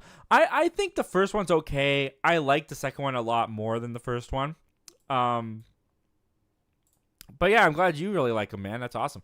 Toxic Gamer 331. By the way, I watched The Boogeyman and with Skadooey in theaters yesterday, and I thought it was a decent horror movie. I would say probably wait for it to come to streaming. All right, good to know, man. I had no interest in watching it, but thank you for letting us know, man. Toxic Gamer saying, responded to Aaron Austin. Disney's not doing the Last Airbender movie. I think that's what you're trying to say. I think you're saying Disney is not doing the Last Airbender movie. Schofield Studios says, oh, that makes sense. I'm just gonna assume it's something I said. Thanks, man. 80s kid from the 90s. These are the graphic novels I'll be reading to get ready for the DCU. Also, Superman, Hush, World's Finest, and New Frontier. I'm sure there is more. What was really cool about James Gunn's announcement for the DCU that I really appreciated was he explained what comics they were pulling their storylines from. I've never seen Marvel do that or anyone do that. And I thought that was really cool because, yeah, it made me instantly be like, I got to read that Superman, I got to read that I got to read that Supergirl, and I got to read that before these movies come out. That was really, really smart of them, and I like that they did that. So if you want to find more, just go watch James Gunn's announcement video for DCU, and he'll have suggestions. Nathan's Random Movies. Honestly, I am more excited for the mere potential of a new James Cameron Terminator film than all of the Avatar sequels. If they were gonna do a new Terminator film to get me excited, it has to be a reboot. Don't bring Arnold back. They've already brought Sarah Connor back. It didn't work. Don't bring her back. Do a reboot and tell a new story in this new day and age. That's the only way I think you're gonna get me excited for Terminator at this point. Schofield Studios, a missed opportunity to have Captain America come out on July 4th. Oh man, maybe they'll change it just once they. Oh crap, we could have done July 4th. Maybe they'll change it just for that. AG says, this is the first stream of yours I've been able to catch live. Keep up the good work, man. Well, thank you very much for joining us for this. I'm glad that you're here. I'm glad that you're able to catch it live. I appreciate it, man. I hope you're having a good time. I hope you're enjoying it. 80s kid from the 90s. The MCU is like a guest that overstays their welcome, or it's like a whole chocolate cake. It's great at first, but eventually you get tired of it. I'm personally not tired of it just yet. I don't think it's overstayed its welcome, but it definitely peaked with Endgame, and it had this great moment. It's like rock climbing. It's like we climbed this big 23 movie mountain, and we finally got to the top, and the view was amazing, but now we gotta make our way slowly back down, and I feel like that's kind of Marvel. They don't have that excitement anymore. They need to get that back. Absolutely. I don't know if that was a good analogy, but I'm sticking with it. The Jay Shrayway, do you think Mahershala Ali will leave Blade due to age? I wouldn't be surprised. I mean, he's 50, I think, or he's gonna be 50 when Blade comes out. And, man, this movie has had a lot of production problems, a lot of delays. I could see him getting fed up. And, you know, when he's under contract with Marvel for all these years and he's going to have to do all these movies, I could see Mahershala Ali being like, you know what? No, I don't want to be stuck to Marvel till I'm 80. I want to be able to do other projects. Because we've heard, like, actors like Elizabeth Olsen recently has come out and talked about how, like, you know, Marvel's great, but there are a bunch of other movie projects that I was really interested in that I couldn't do because Marvel wouldn't let me out of my contract, or I had a contract commitment to them. So I could see Mahershala Ali being like, you know what? I don't want to deal with this. Peace out. We'll have to wait and see. Toxic Gamer 331. I won't be shocked if Blade gets canceled. I don't know if it's gonna get canceled necessarily, but I wouldn't be shocked if Mahershala Ali left. Toxic Gamer 331. By the way, Zach, when are you going to see The Flash? Friday at 6:30 p.m. Cannot wait.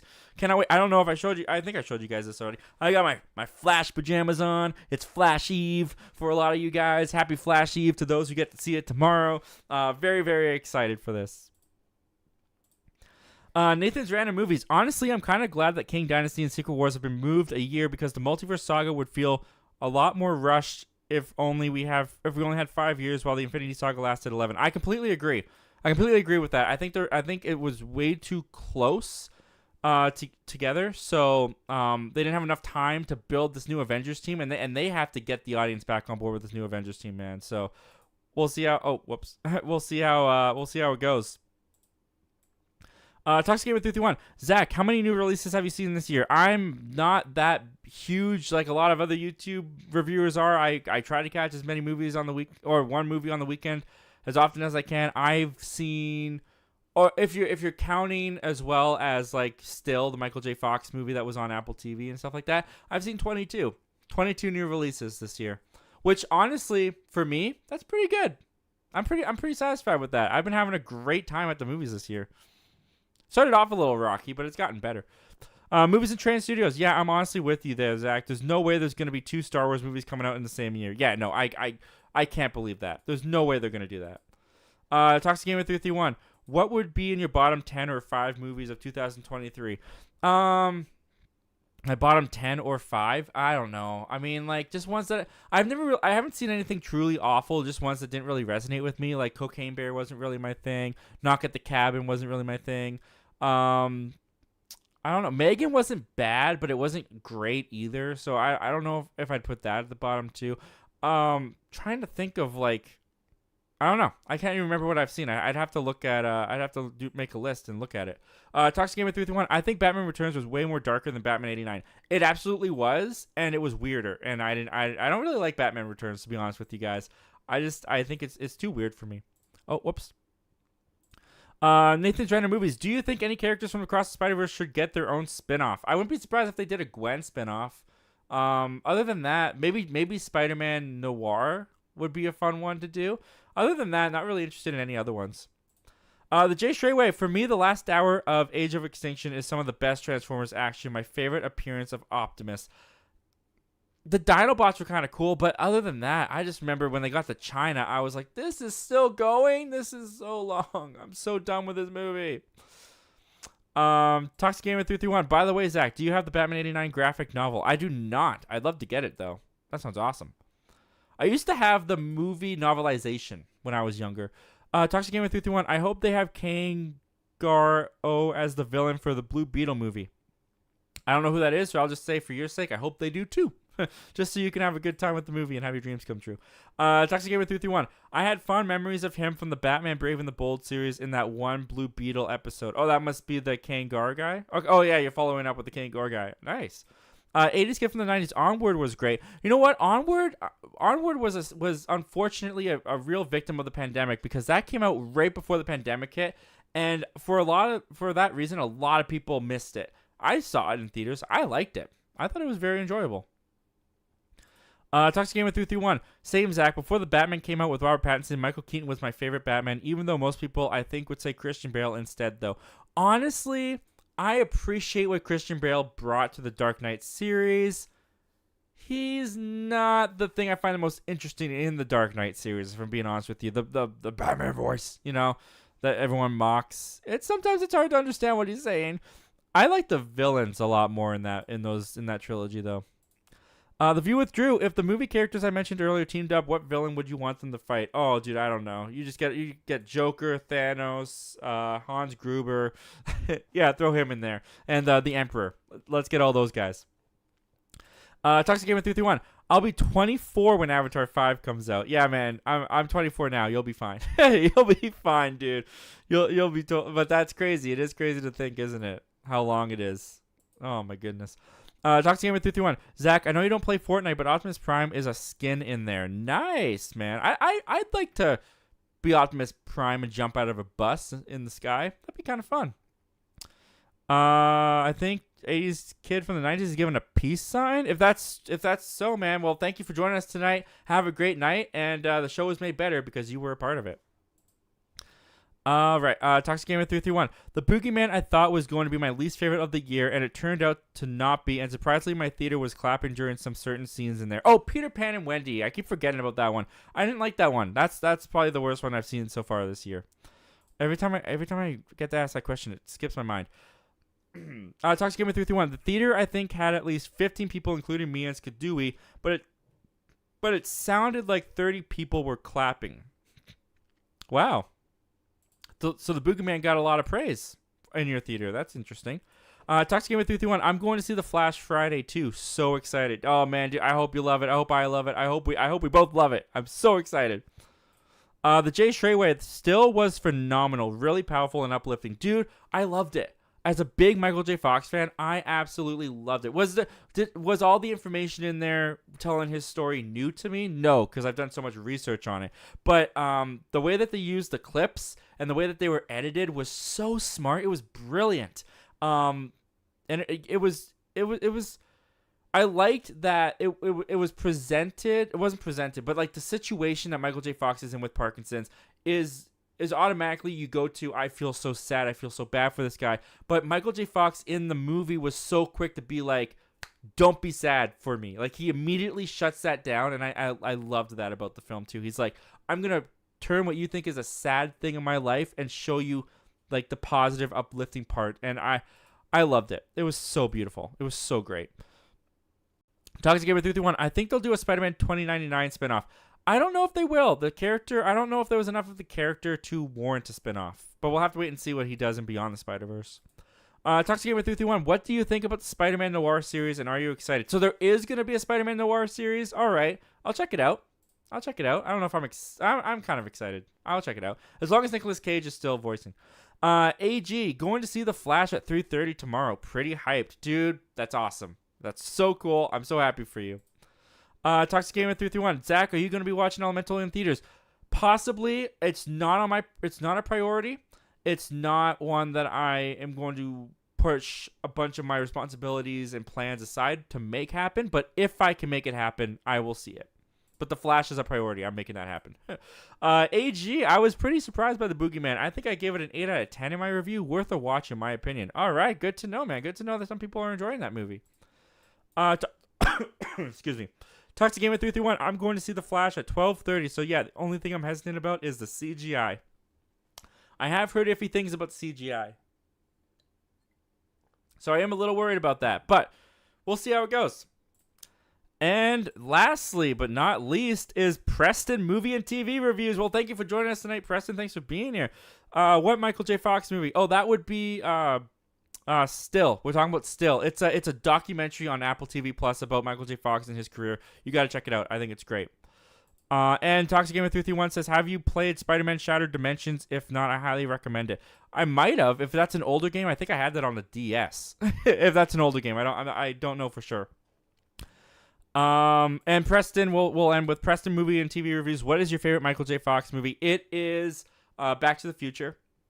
Back to the Future is my favorite movie of all time. So I'm going to say Back to the Future because that's also Michael J. Fox. But underrated Michael J. Fox movie, I think anyways, is The Hard Way. The movie he did with James Woods. If you guys haven't seen that one, it's like a buddy cop movie. I really enjoy that one. I give it a recommend to check it out. All right, guys. With that, we're pretty much right on the 2-hour mark. So that's going to do it for this episode of Zach Milne Talks Live. Guys, cannot thank you enough for being here, for contributing to the chat. You guys killed it in the chat, as you guys always do. Very, very grateful to have you guys be here. Thank you for everyone who supported with the super chats. Crazy support. I'm very thankful, and I feel very, very, very honored that you guys would do that. If you didn't know, we do have all the episodes of Zach Milne Talks Live in podcast form. If you go and find the Zach Milne Talks Movies podcast, it's available now. The link for that is also in the description below. And without further ado, we'll just end here with Jonathan Carney. Well, thank you for joining tonight, Jonathan. Sorry we missed you there, buddy. Hey, Zach, just tuned into the show. Are you going to be watching Extraction 2? Well, I might be, but I haven't fully decided yet. And Toxic Gamer 331 says, another great live, Zach. See ya, man. Well, thank you, Toxic Gamer 331, for being here. Thank you all for being here. The show was made better because you guys were a part of it. All right, guys. And with that, I will see you for my Flash review. I am so excited for it.